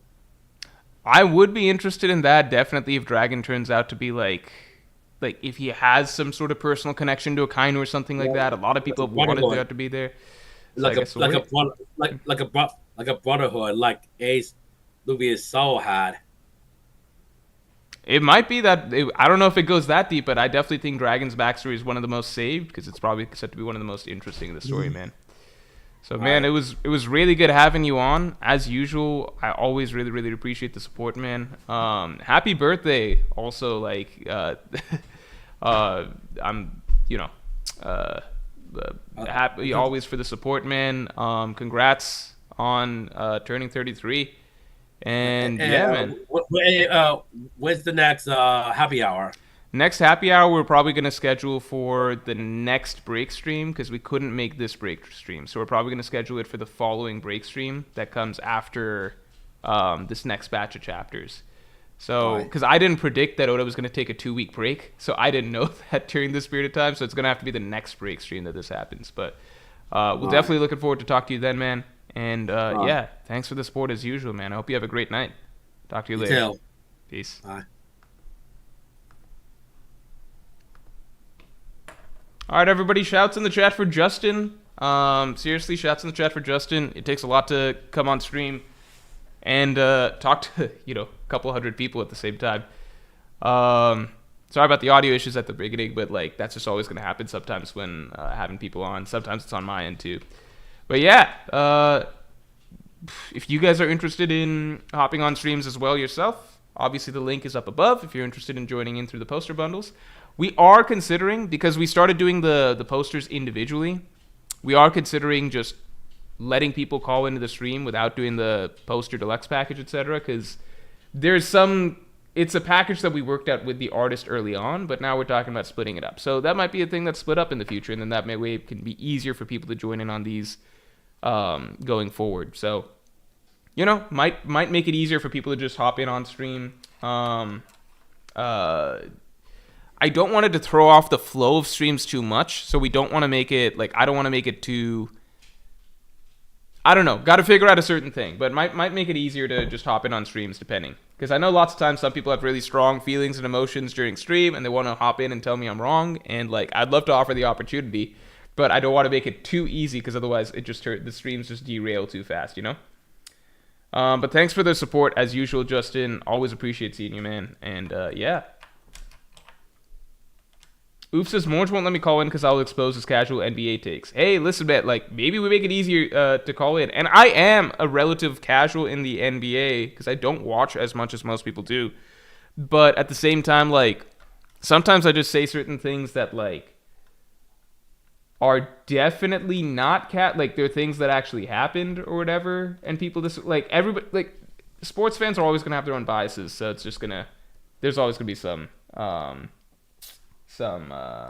stuff there, people will call people casual for random reasons. Enter Enemy says, come argue with me for a fee, Mork. Yeah, that would basically have to be what it is, but it would have to be a high fee just to not throw off the flow of streams too much. Okay, have I missed anything else in the meantime here? Let me see. I think no. Yeah, I was talking about Soul. Okay, my only thing with Soul is that I felt like the movie did not have... like it was lacking in the fun department in terms of an animated movie, right? Like it didn't have a bunch of fun monsters or like like cars or like moving toys and talking toys and stuff. And that's okay. That's okay. Like the movie doesn't need that, right? But it was relatively light in the fantasy department, right? What it really was a much more grounded movie focused on walking through a day-to-day life, right? And I felt like the message of the movie, or at least a large part of the messaging of the movie, I apologize because I haven't watched it in some time, but I felt like a large part of the messaging of the movie was a little too basic, which was basically just like appreciating life. Like it was something like that, just appreciating life, appreciating the small things, just appreciating being alive, all of that stuff, which is like a nice little it's a nice message, but I don't feel like it told a particularly compelling story to get that across. I think it went very simple with like I was not entertained for most of the movie, and I didn't feel like the messaging was that strong to go with it, if that makes sense, right? So it felt like it was a movie that was lacking a lot of whimsy, a lot of blah blah blah, and was trying to beat in a message that you kind of understood the most, what it was saying mostly within the first like 45 minutes, like first half of the movie, right?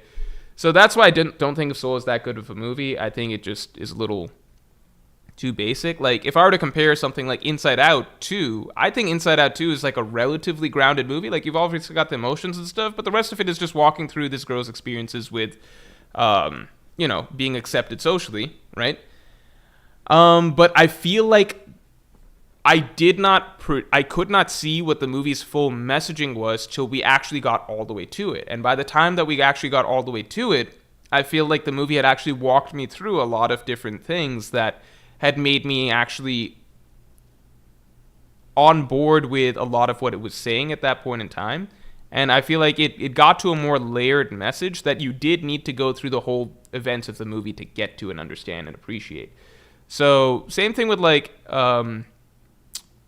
Elemental. You know what the movie is going to be about from like fairly early on. Like, and it's got fantastical stuff, but it's relatively grounded in that it's just a romance. But in that regard, I think that the actual story, like I think that the actual character dynamic that developed between the two characters and how that progressed, and the final scenes that it culminated in were very, very powerful. So in that case, even though I knew the message that was kind of being approached, actually no, there were still some surprises as to the messaging. We got some revelations around the Flame Girl's motivations towards the latter half of it that did shift things, but I think that was just my thing with Soul, because like it didn't deliver in any of the categories I really cared for. It didn't have like an animated movie's usual, like a Pixar movie's usual, like whimsical, fantastical world, and that's fine. Like it had some of it, but it didn't really have any sort of zany stuff to latch onto. That's fine. You don't need that. But then at the same time, the messaging was very basic, I felt, and it felt like it's supposed to be like aha, like look how brilliant this message we're giving you is, when it's kind of like all right, we get it. And then, two, I felt like the story around getting to that message across was very, I don't know. I don't think the plot was particularly gripping. I don't think the story beats it came up with were particularly powerful. I think it just had the message and was just repeating the message over and over throughout it, which I don't find to be that well done. I just think in terms of animated fun, it was lacking that. In terms of message, it was kind of too simple. And then in terms of how it communicated the story around that message, I felt as though there was just not much going on there, basically. So Soul was not it for me. Moana, I did not like. I thought Moana was a fun movie, but Moana has no character arc. It is literally a movie about a girl who there's no arc. There's no through line for the character. She does not change from start to finish. There's no story there. There's nothing there. In Disney's other movies, like I haven't seen some of their more recent stuff, but like Frozen, there's character arcs. Characters grow and change, right? Fucking Wreck-It Ralph. Characters grow and change. Wreck-It Ralph has two great character arcs, both for Ralph and the girl. What's the girl's name? Susie? Did I just make that up? Wreck-It Ralph characters. Vanellope. I don't know why I thought that Susie. But Yeah, Moana has no character arc. She doesn't change from start to finish. And then Maui, I'm like, okay, so maybe the character arc's supposed to be over Maui, and Maui does kind of have, but like, his character arc is kind of weak because like it shifts between two things. I'm not remembering 100%, but at one point it was like about how he doesn't believe in himself without his hook, and it's like, okay, that's like, that's like a Saturday morning cartoon kind of character arc, not one for like a giant Disney movie, And then another is like he brought something to humans because he wanted friends, but it's not really suggested at any other point in the movie that like friendship was really the issue Maui was experiencing. I think they just had no arc for Moana. If they had one, it was like a very weak arc for her. They had no real arc or like any sort of change or anything for her. And then they had Maui, who was the flawed character, but Maui's character arc was kind of loose and not really connected to the themes of the story, it felt like. I don't know. Yeah. Okay. Anyway. I feel like Moana's just a fun move. Like, it's a fun adventure type thing, but even for a fun adventure type thing, I want some character stuff, Enter Anami says Moana is nothing but jingling keys, Morj. Yeah, that's kind of how I felt. I just got to the end of it. I was like, I didn't... What was the lessons were... What was it? What was it? Something about adventure good or like heading out good, but it's like we were already told that from the very beginning of the story. Like she already believed that, Fix it, Felix had an arc. Yeah, I don't know. Avarice Sex says character arcs aren't always necessary. A lot of great stories have static characters. Yeah, but at the same time, you need something that makes it a story, right? Like, what's the story part of it? I don't think Moana had a particularly strong story. It was more so a series of events, right? It was more so a series of events without any really sort of like... I don't think it told the theme particularly well. I think it had like a couple memorable moments to me. I mean, they had that crab thing, and that was just because they had the Flight of the Conchords guy singing it that it was memorable. And then they had the big showdown with the lava woman at the end. I thought that was, like, it hit a good point where it was, like, she's emotional about some stuff, but, like, literally it's like a 30-second turnaround. She's like, no, I believe in myself, I'm supposed to do it. And then he's like, you can't do it. And then I think Maui leaves for, like, a minute, and then she starts crying, and then... she sees some visions, and then she's like, why am I crying? I'm Moana. And then she just goes back to doing what she was doing already, which was that was literally it. She's like, I'm Moana. And then she goes ahead. And then Maui shows back up after having left for like 30 seconds. I just don't think that the story is good. Like, One Piece is an adventure story, but like there's also a lot more to, like I don't like it just because it's pirates sailing around and running into bad guys,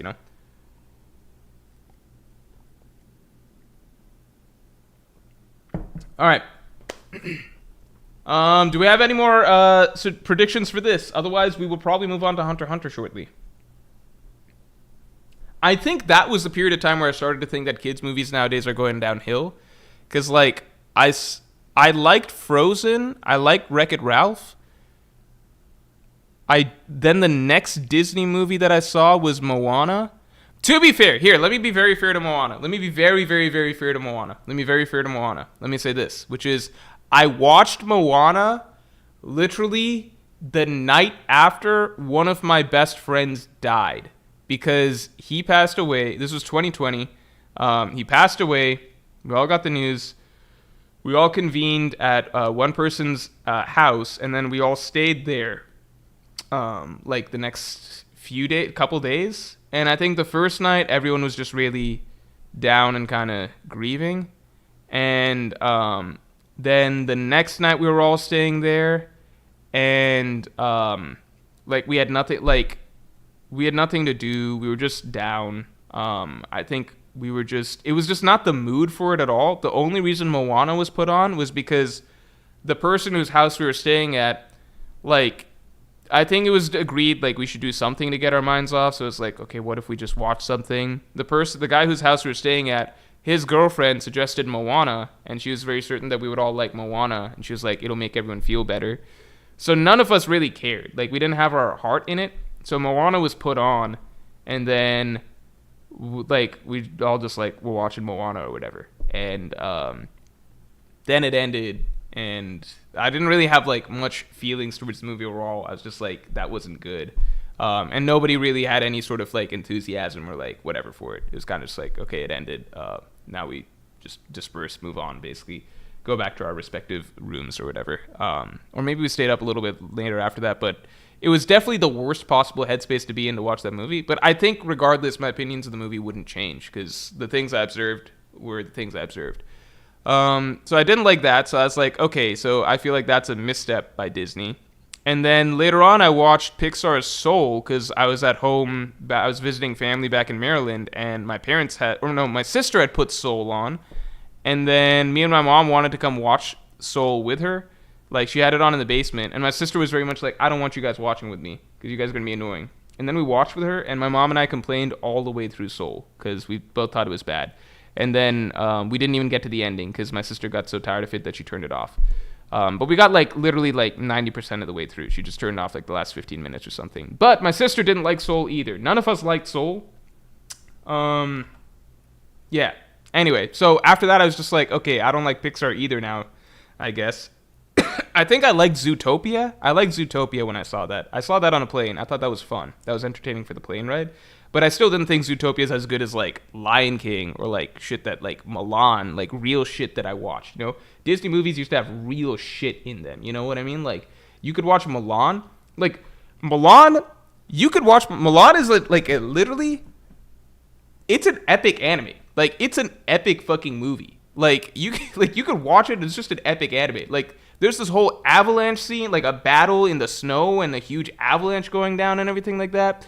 The entire final scene, like where they go incognito, like the bad guys go incognito to kill the emperor and everything like that. Tension is phenomenal. Mulan was a good, like, I cannot imagine like an epic war movie being made for kids like that, like Mulan nowadays. What else? Like Bambi, like, yeah, I don't know. Disney movies, they were the shit back then. And then I look at, like, I don't know, like Zootopia is cute. It's cute, but it's not that much to it, and it has some good messaging. I think the messaging is done well in Zootopia. But yeah, like I enjoyed it, but I didn't whatever. So I was kind of just like checked out of kids movies. I was like, all right, kids today, they don't grow up with the good shit. That is the way it is.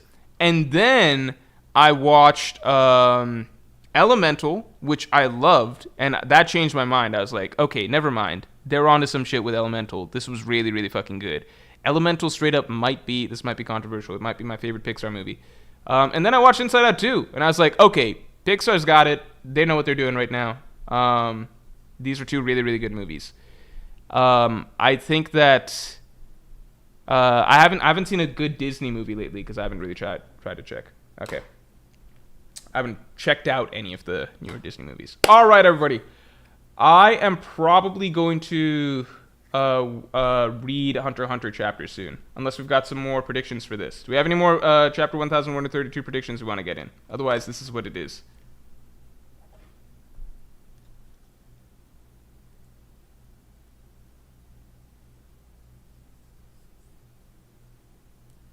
JWP says, I definitely think it's much more rare for great animated movies nowadays. The thing is, I haven't been watching. Like, I don't feel like it's fair for me to even have a judgment of it, because like I don't even watch. And some movies I'm very dismissive of before I even see them. Because Elemental, when I saw the trailers for it, I was like, this just seems like it's probably gonna be a worse Zootopia. It just looked bad to me. I was just like, this just seems dumb.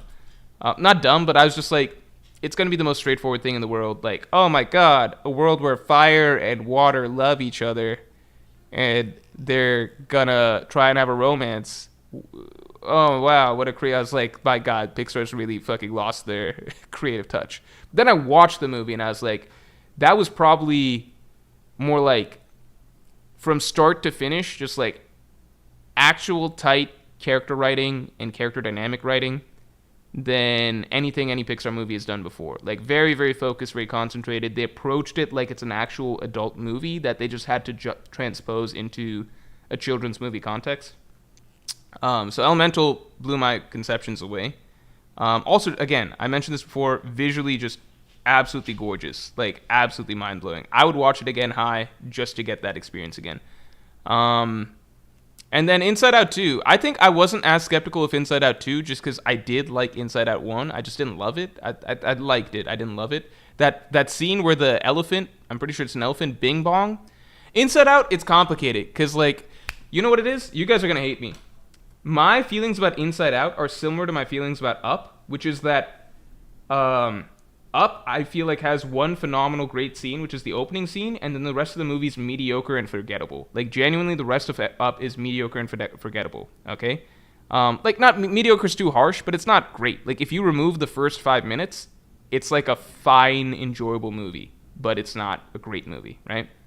Inside Out, I thought was like a fine, enjoyable movie, but then that whole elephant thing with Bing Bong and him dying, spoilers, I guess, for Inside Out. When Bing Bong, that whole Bing Bong dying scene, that made me cry. Like, that was a really, really powerful scene.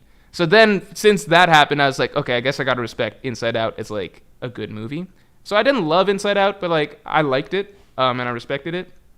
So I was kind of uncertain about Inside Out 2. I was like, they're just going back to the well again. And I think anxiety was like an annoying word for me because I was just like, everybody fucking complains about anxiety nowadays. Like, everybody's got anxiety. It's just like a buzzword. So I was just like, what are they going to have to say that's not been said before?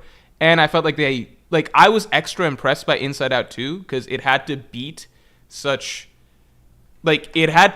in my mind, like, all the discourse that already existed around. Like, you have to say something new, not just latch onto a wave. So it is riding a wave, which is now there's more mental health discussion, etc. But I felt like it had an approach and talked about things that are new and in a very sobering adult manner that I think would actually be difficult for a lot of kids to hear. Some of the messaging in that movie, like, the movie straight up just says, like, one of the lines that actually sticks with me, like, the movie just straight up says, like, oh, like, as you get older, you just feel less joy as you grow older.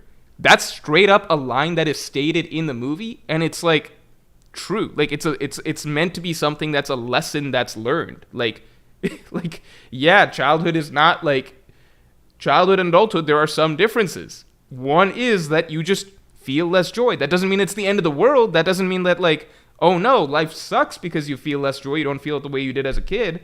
But that's like a sobering reality of growing up. I was just shocked that they put that line in a kid's movie and, like, they kept it as, like, a point that the movie's making. Like, like, this Peppy Joy character is just like, you just feel less joy as you grow older. Like, maybe that's a thing that just happens. I was like, wow, they're like not sugarcoating it. Like, this is a reality of growing up. Like, this is one of the key changes. We talk about so many other changes that happen between childhood and adulthood.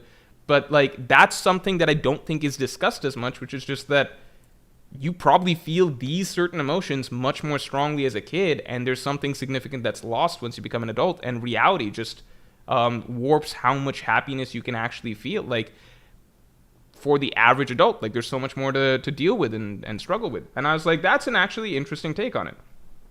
And then there's more. Like, that wasn't even the closing part of the movie. There's more as to how she reassembles her sense of self.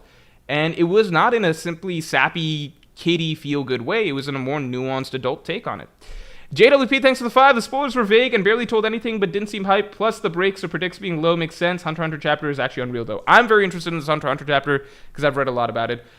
The spoilers coming out, also spoilers being kind of weak, plus the break. I think really I should have done this stream last week to kind of build some hype heading into this week, but reality is that this is where it is with One Piece, you know? Bat77 says, hot take, Succession War greater than any post-time skip arc in One Piece. I mean, I feel that way, but I don't think that's crazy, because, like, I feel like Succession War is shaping up for me to be maybe the best arc in Hunter x Hunter. So, you know, I think all of One Piece's best arcs are pre-time skip, so I don't think that's a crazy thing to say. I'm going to read Hunter x Hunter chapter now. Alright, let me put up the thing for it. Alright, is everybody good? Anybody got anything else to get off before I do some Hunter x Hunter reaction? I really want to read this chapter.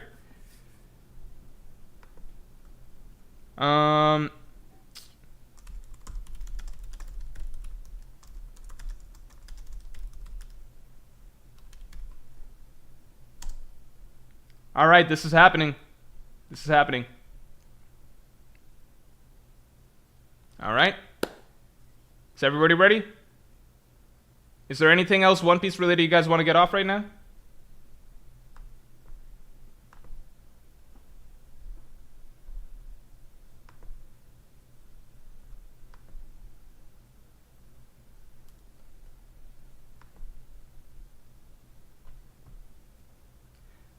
let me ask this. No, I'm going to do a review of the card game. I'm going to do a quick review of the card game. I'm going to look back through the earlier parts of the card game. Real quick. Yeah. Do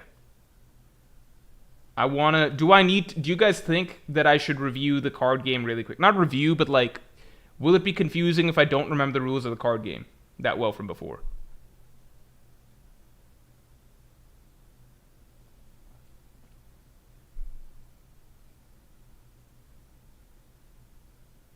Alright, I'm gonna review the card game.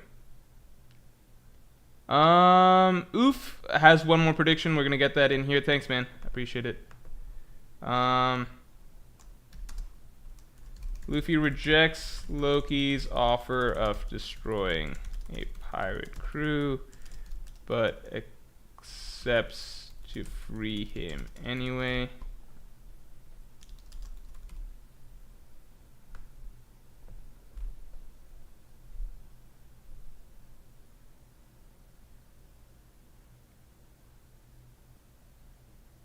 Useless Captain admits the chapter has a page that displays the card rules. It's like the cover page. Okay, I might check that out. Then. Because I don't want to...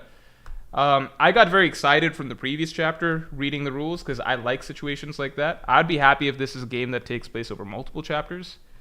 I don't see it on a cover page. Okay, we'll see. Alright, everybody. Y'all ready?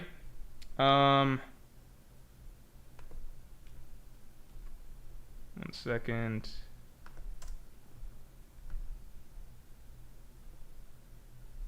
Okay. I'm going to go to the bathroom real quick. Let me just go to the bathroom real quick because Hunter x Hunter chapter might take a little bit to read, you know?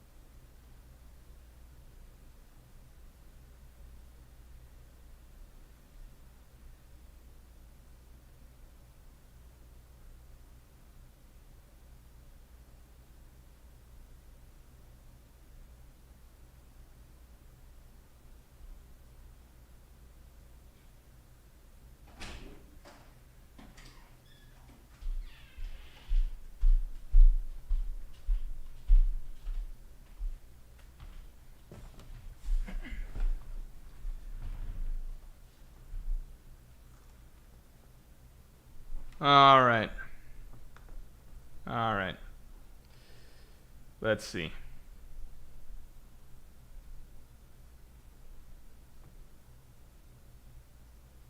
Are you guys sure that there's a... I'm not seeing this cover page.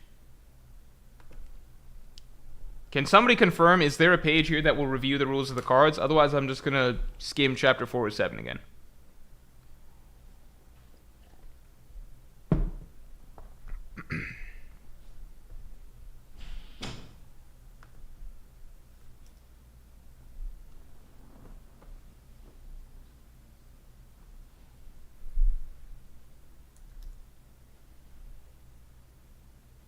Okay, I'm seeing too many spoilers in the chapter right now. Let me just see.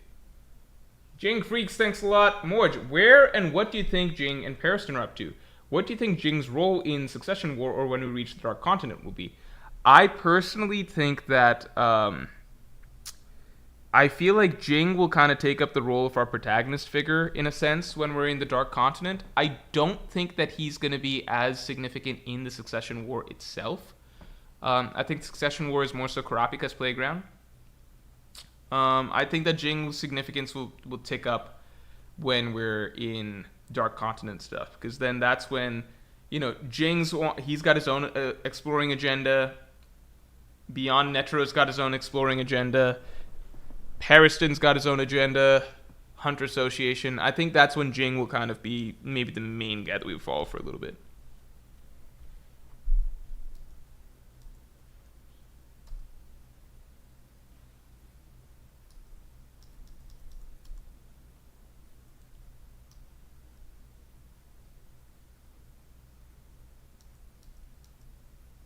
I think I'll roll with this as it goes along. If I feel particularly confused, I'll go back to 4 to 7.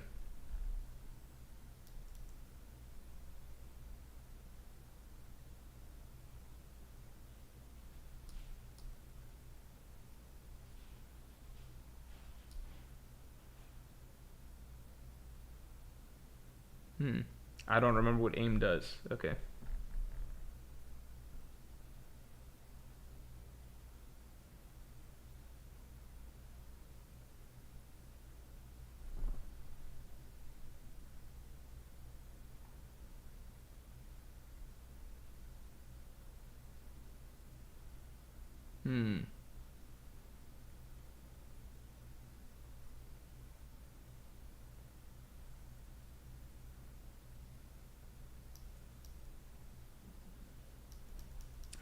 Part of the problem is I don't fucking remember who this woman is. I don't know who the fuck Borkson. I don't know who she is.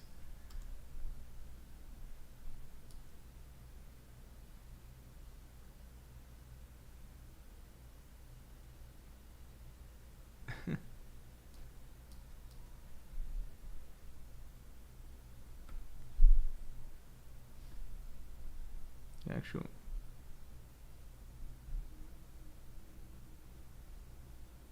Oh, the real Morena isn't a grave marked for me. What?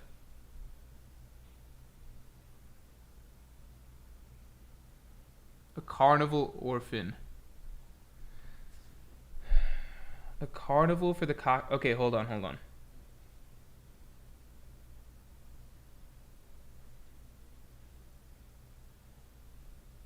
A carnival for the Kakin royal family held once every few years. Royal family travels incognito to a randomly selected village and holds a feast. Every single villager is sorted on the spot as entertainer or other.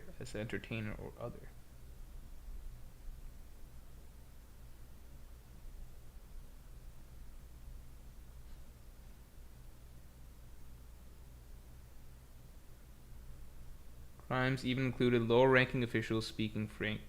Oh, looking royal in the face.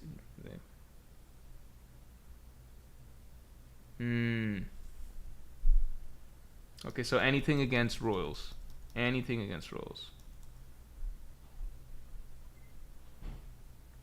Oh shit. So her mom was. Okay.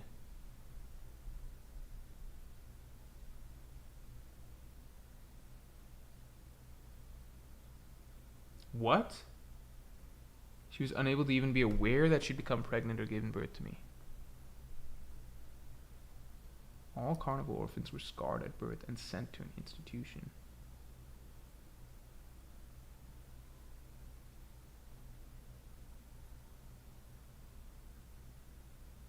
Okay, so that's how she was scarred.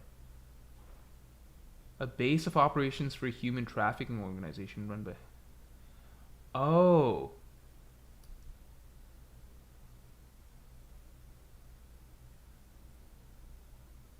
What?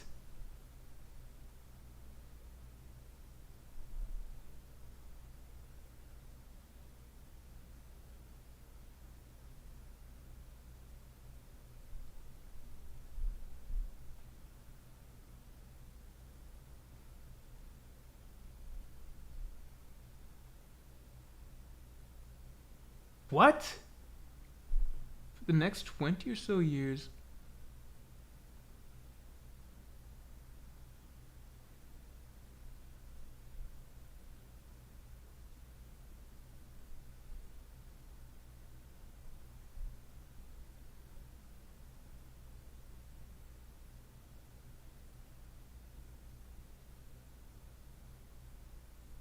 Been 7 batches of carnival children. Okay.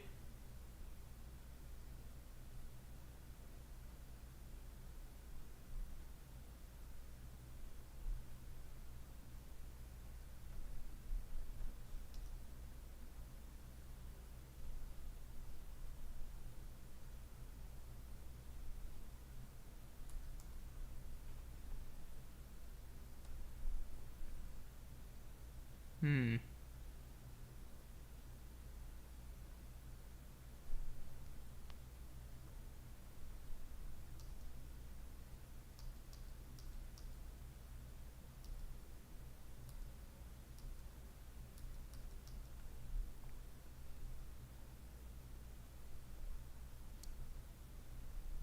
Okay.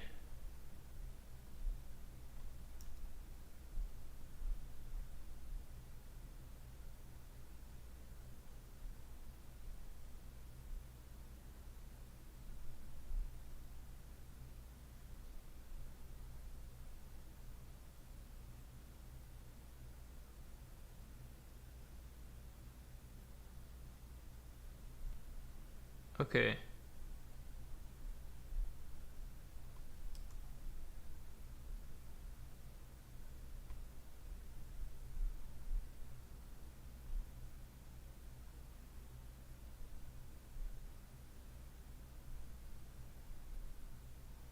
Hmm.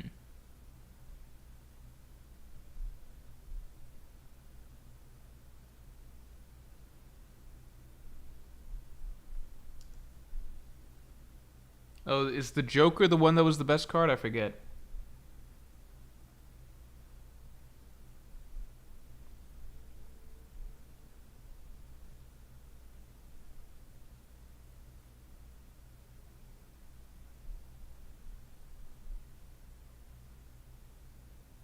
Hmm.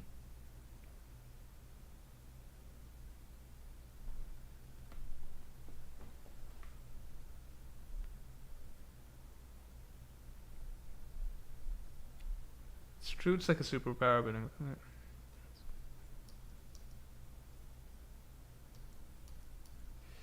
it's interesting that in this arc, there's a lot of Togashi had to come up with a lot of ways to a lot of he had to plant a lot of devices as to how people could accelerate the growth of Nen, right? Because he had to create. It's almost like that's what I think is really cool about this arc. This is an arc that he could have done without Hunter x Hunter as a series ever having existed.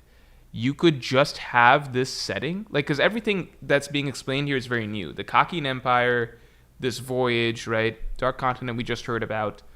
And a lot of characters are learning Nen here from scratch. He could have just created this all and just called it a new power system, basically. And the vast majority of the characters are new ass characters, right? We barely know the Zodiacs, and they barely play a role in the arc. Kurapika is really our only mainstay. We see a bit of Bisky and Hanzo and shit like that, but like you could swap them out for other bodyguards and then just say they're characters who are loyal to our hero Kurapika.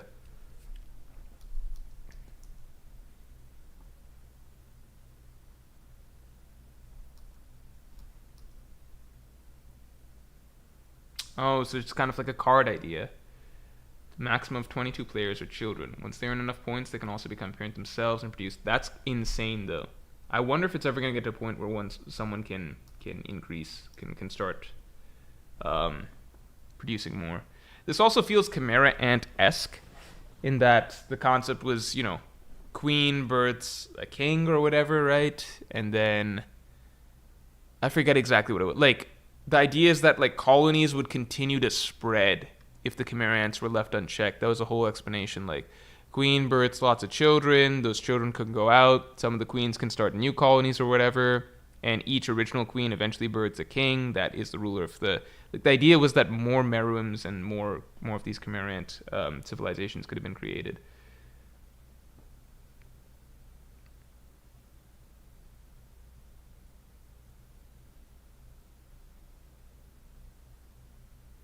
Hmm.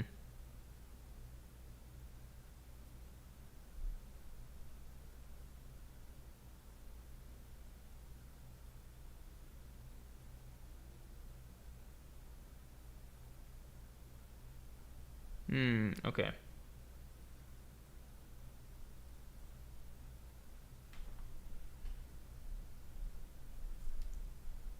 Okay, here's some text. Here's some text. Let me read this. I was taught that my duty was defending the country's safety as long as war doesn't break.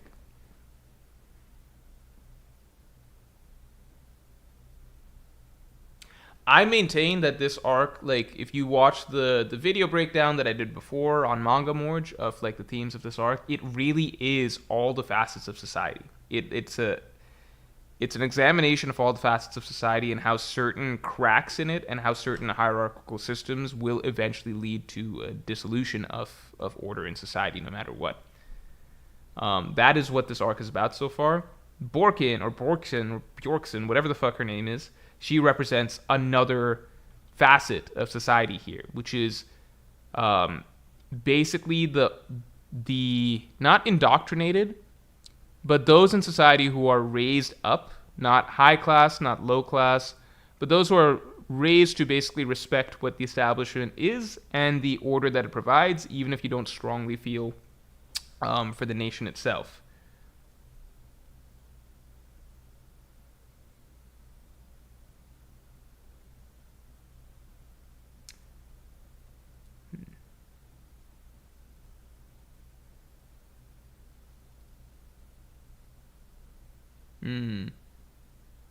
All I wanted was to have a modest, ordinary life in my own little corner.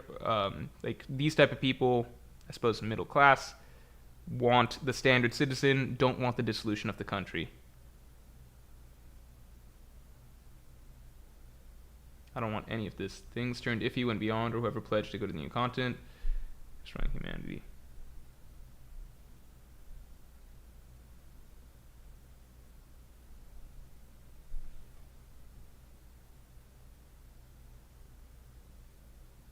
Okay, this makes sense. I'm glad that Tagashi's being so thorough in the explanation of everyone's individual motivations and the overarching motivation that still pulls people together. I'm glad I found out that you're an honest person and that I can relate to that I can't relate at all to your goals.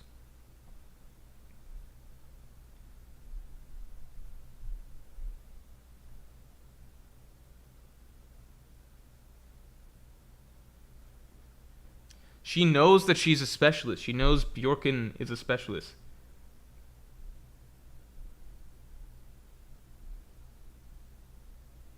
She can just know who everybody is right off the bat. That's interesting. Hmm. Oh no, I'm never mind. He can sniff out. He can sniff out. She can't. So she had him sniff out who the what her type is gonna. She had him sniff out specialists for her. Interesting.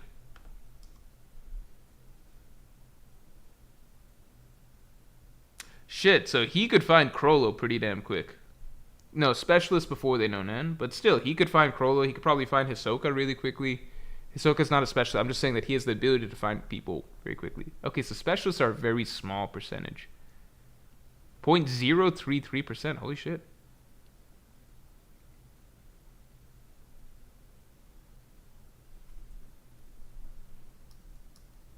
50 to 60 more.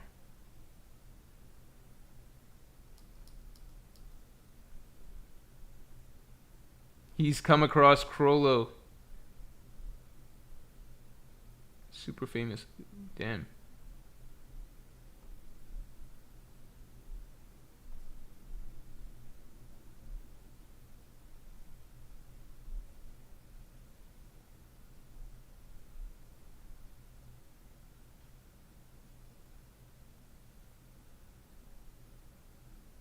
The only negatives to specialists is that they might not realize and do the wrong thing. So if you know what you are beforehand, you can try learning a really unique ability that doesn't belong to any type, or a hybrid ability that would usually require training. I'm glad that we're getting some more explanation on specialists here. Let's see, Serednik, Crollo, Kurapika, obviously. Don't remember a bunch of specialists off the top of my head.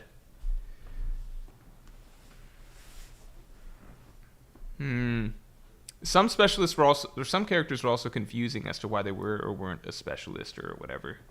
I figured Meruem would be. I mean, specialist doesn't mean better than the other types. It just means rarer and a bit more versatile or unique potential, but not better. Like Netero wasn't a specialist or anything, as far as we know.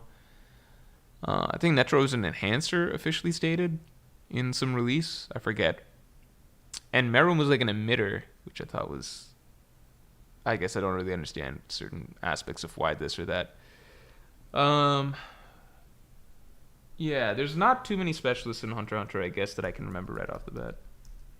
I know on the ship it's Sernik, Kurapika, Krollo, right? Morena. Or Morena. She's also a specialist.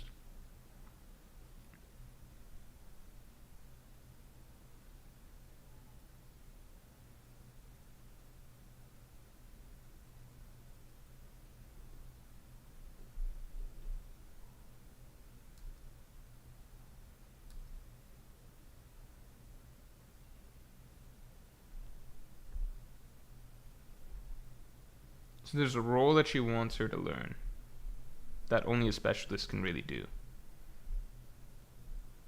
At this point, I want Bjorkson to join her.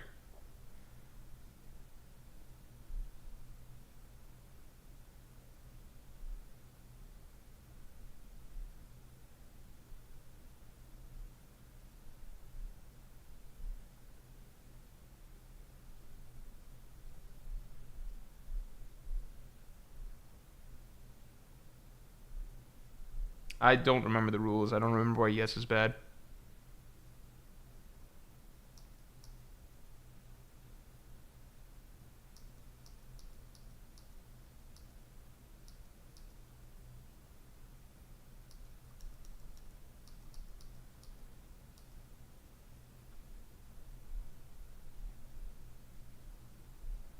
This expression of hers is funny. I like Morena now. This is a good chapter for her characterization.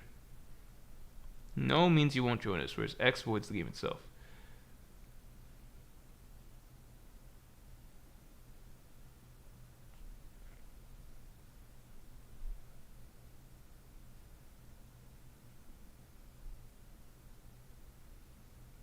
You'll be classified as other, simply points for us to accrue in order to level up and to attain our goal. However, we can't have you leave after you won't try to. X card is pointless. Third trap that this game itself is all trapped to make me say yes.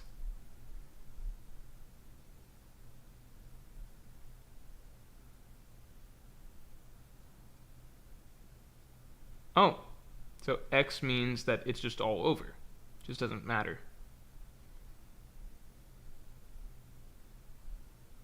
So X is the card. Okay.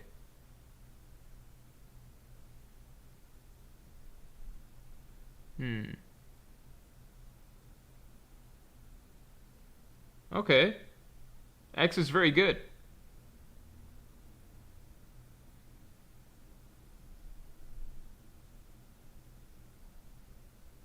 Wait, I am screen sharing, right? Okay, I'm just making sure. Cheating, never twisting it.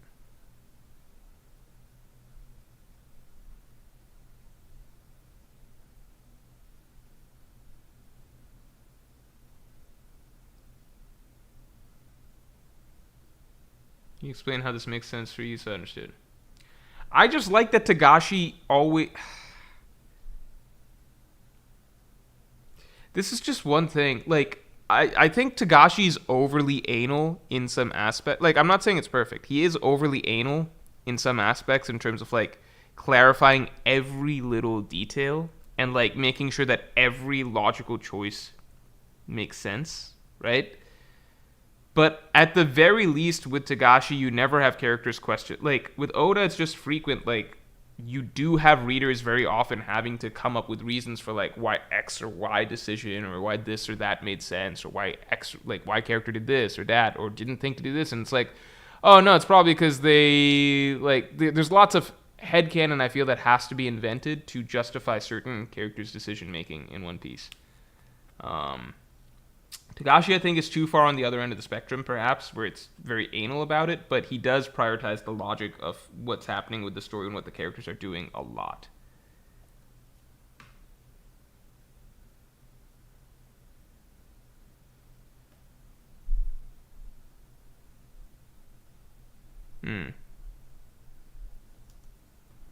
Vows and limitations. Okay, so this is part of her Nen shit.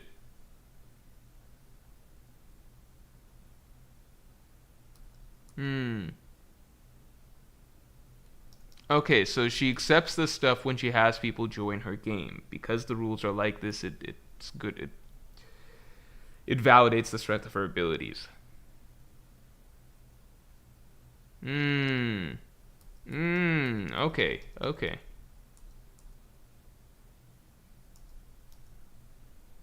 Yeah, she doesn't even understand Nen, so for her it's like that sounds too good to be true.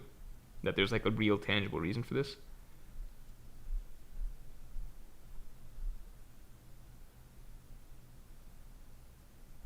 Okay, no death and return survival. Okay. Oh shit! Oh shit, here we go. Whoa, shit! Special martial law, special. Whoa! Alright. Alright. We're in it. It's happening. What a great cliffhanger for the chapter 2. Twofold cliffhanger. Both in scene and in the broader context of the ship. This was a good chapter. This was a good ass chapter, man. This was a good chapter. Okay. Okay. Okay. Okay. Okay. Alright, Togashi. Jesus Christ, like, the storytelling here is just so fucking... It's so... This is, like, whatever Hunter x Hunter is on right now, this is next level. Like, that scene... How do I explain that? The amount of thought that has to go into just this little card game or whatever, and the dialogue throughout that scene, that's stuff that, like, a mangaka might not spend time doing even for one of their most important climactic scenes, right? Like, trying to think of something with that many rules and, like, that sort of a very carefully constructed setup with such a specific order of dialogue chains going. Like, he had to think out, okay, this is the order in which information has to come out from both sides and the things that they both have to think throughout it. And then he has to reverse engineer the card game with basically like, okay, these are the different questions or options that are coming up that lead to these responses. And these are the different cards that would, like, he has to think out so much. That's just a random scene in this arc. Like, that's just a thing that'll happen in a given chapter. Like, it takes time to think of shit like that, you know? That is something that that a lot of authors might not even do for, like take the time to think of for like a climactic card game scene, you know what I mean? Let me just catch up on these, and then we are going to call streams shortly. Jing Freaks, thanks a lot. Kind of shocking how shit like this gets into Shonen. Is it still produced in Shonen Jump? Does Hunter x Hunter still come out in Shonen Jump? I just don't even think of it as a Shonen now. Like, it's not really a shonen, you know? Does it still come out in Shonen Jump? Sid P, thanks for the 5. Morj W doesn't want to do one analysis because after 2 years, because he gambled everything on the raid will fail theory and lost. Well, I'm still sad that the raid didn't fail, obviously, but I want to do the Wano analysis more than anything because I feel like it gets my thoughts out on it in a way that hopefully will make people understand better. So at the very least, like, the video, I mean, it's not in itself about the raid failing, but it is pointing out a lot of things in the arc that traditional storytelling, it goes against traditional storytelling for bizarre reasons. So I do hope that, like, you know, with that video, more things kind of make sense for, like, a lot of people as to why, at the very least, if not for the raid failing, why Wano did clearly was lacking a huge area of its dramatic narrative that needed to be filled in some way or another.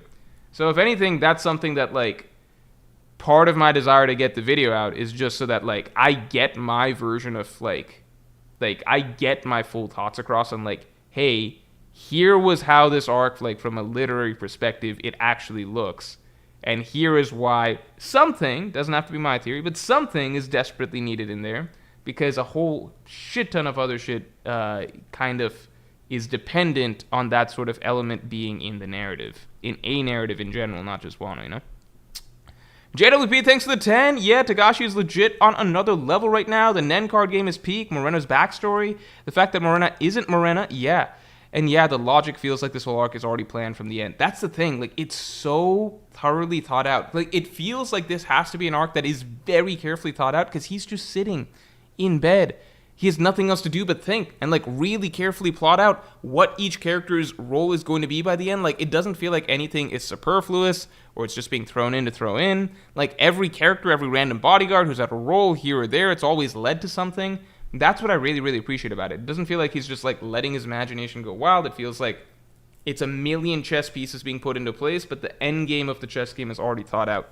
JWP, thanks for the gifted 5 memberships. I'm glad you're enjoying Hunter x Hunter as much as I am right now, man. And seriously, like, I guess people in chat are really lucky. Everybody who stuck around to for the Hunter x Hunter segment, because you got gifted memberships from JWP. So everyone say thanks. Everyone say thanks to JWP. I also think it's interesting that, like, there wasn't much change in viewership between when I was talking One Piece versus Hunter x Hunter. Maybe it's just because One Piece is a down week, but, like, it seems like a lot of people are interested in sticking around for Hunter x Hunter. I might drop a Hunter x Hunter video on the channel at some point soon. I think it's coming soon. Morena reminds me of Mukuro a lot. That's actually a good call from back in Yu Yu Hakusho, one of the three lords of the Demon World, Demon Kings or whatever. And her backstory felt something similar from what I remember. It was very, very traumatic, abusive, whatever. All right, everybody. I'm going to have to call it here. I do feel more encouraged to do more Hunter x Hunter type content, especially if, you know, One Piece is in a bit of a, you know, low period in that point in time. Yeah, we might do some more Hunter x Hunter streams as well. All right, everybody. Thanks for tuning in, and yeah, I will talk to you all later.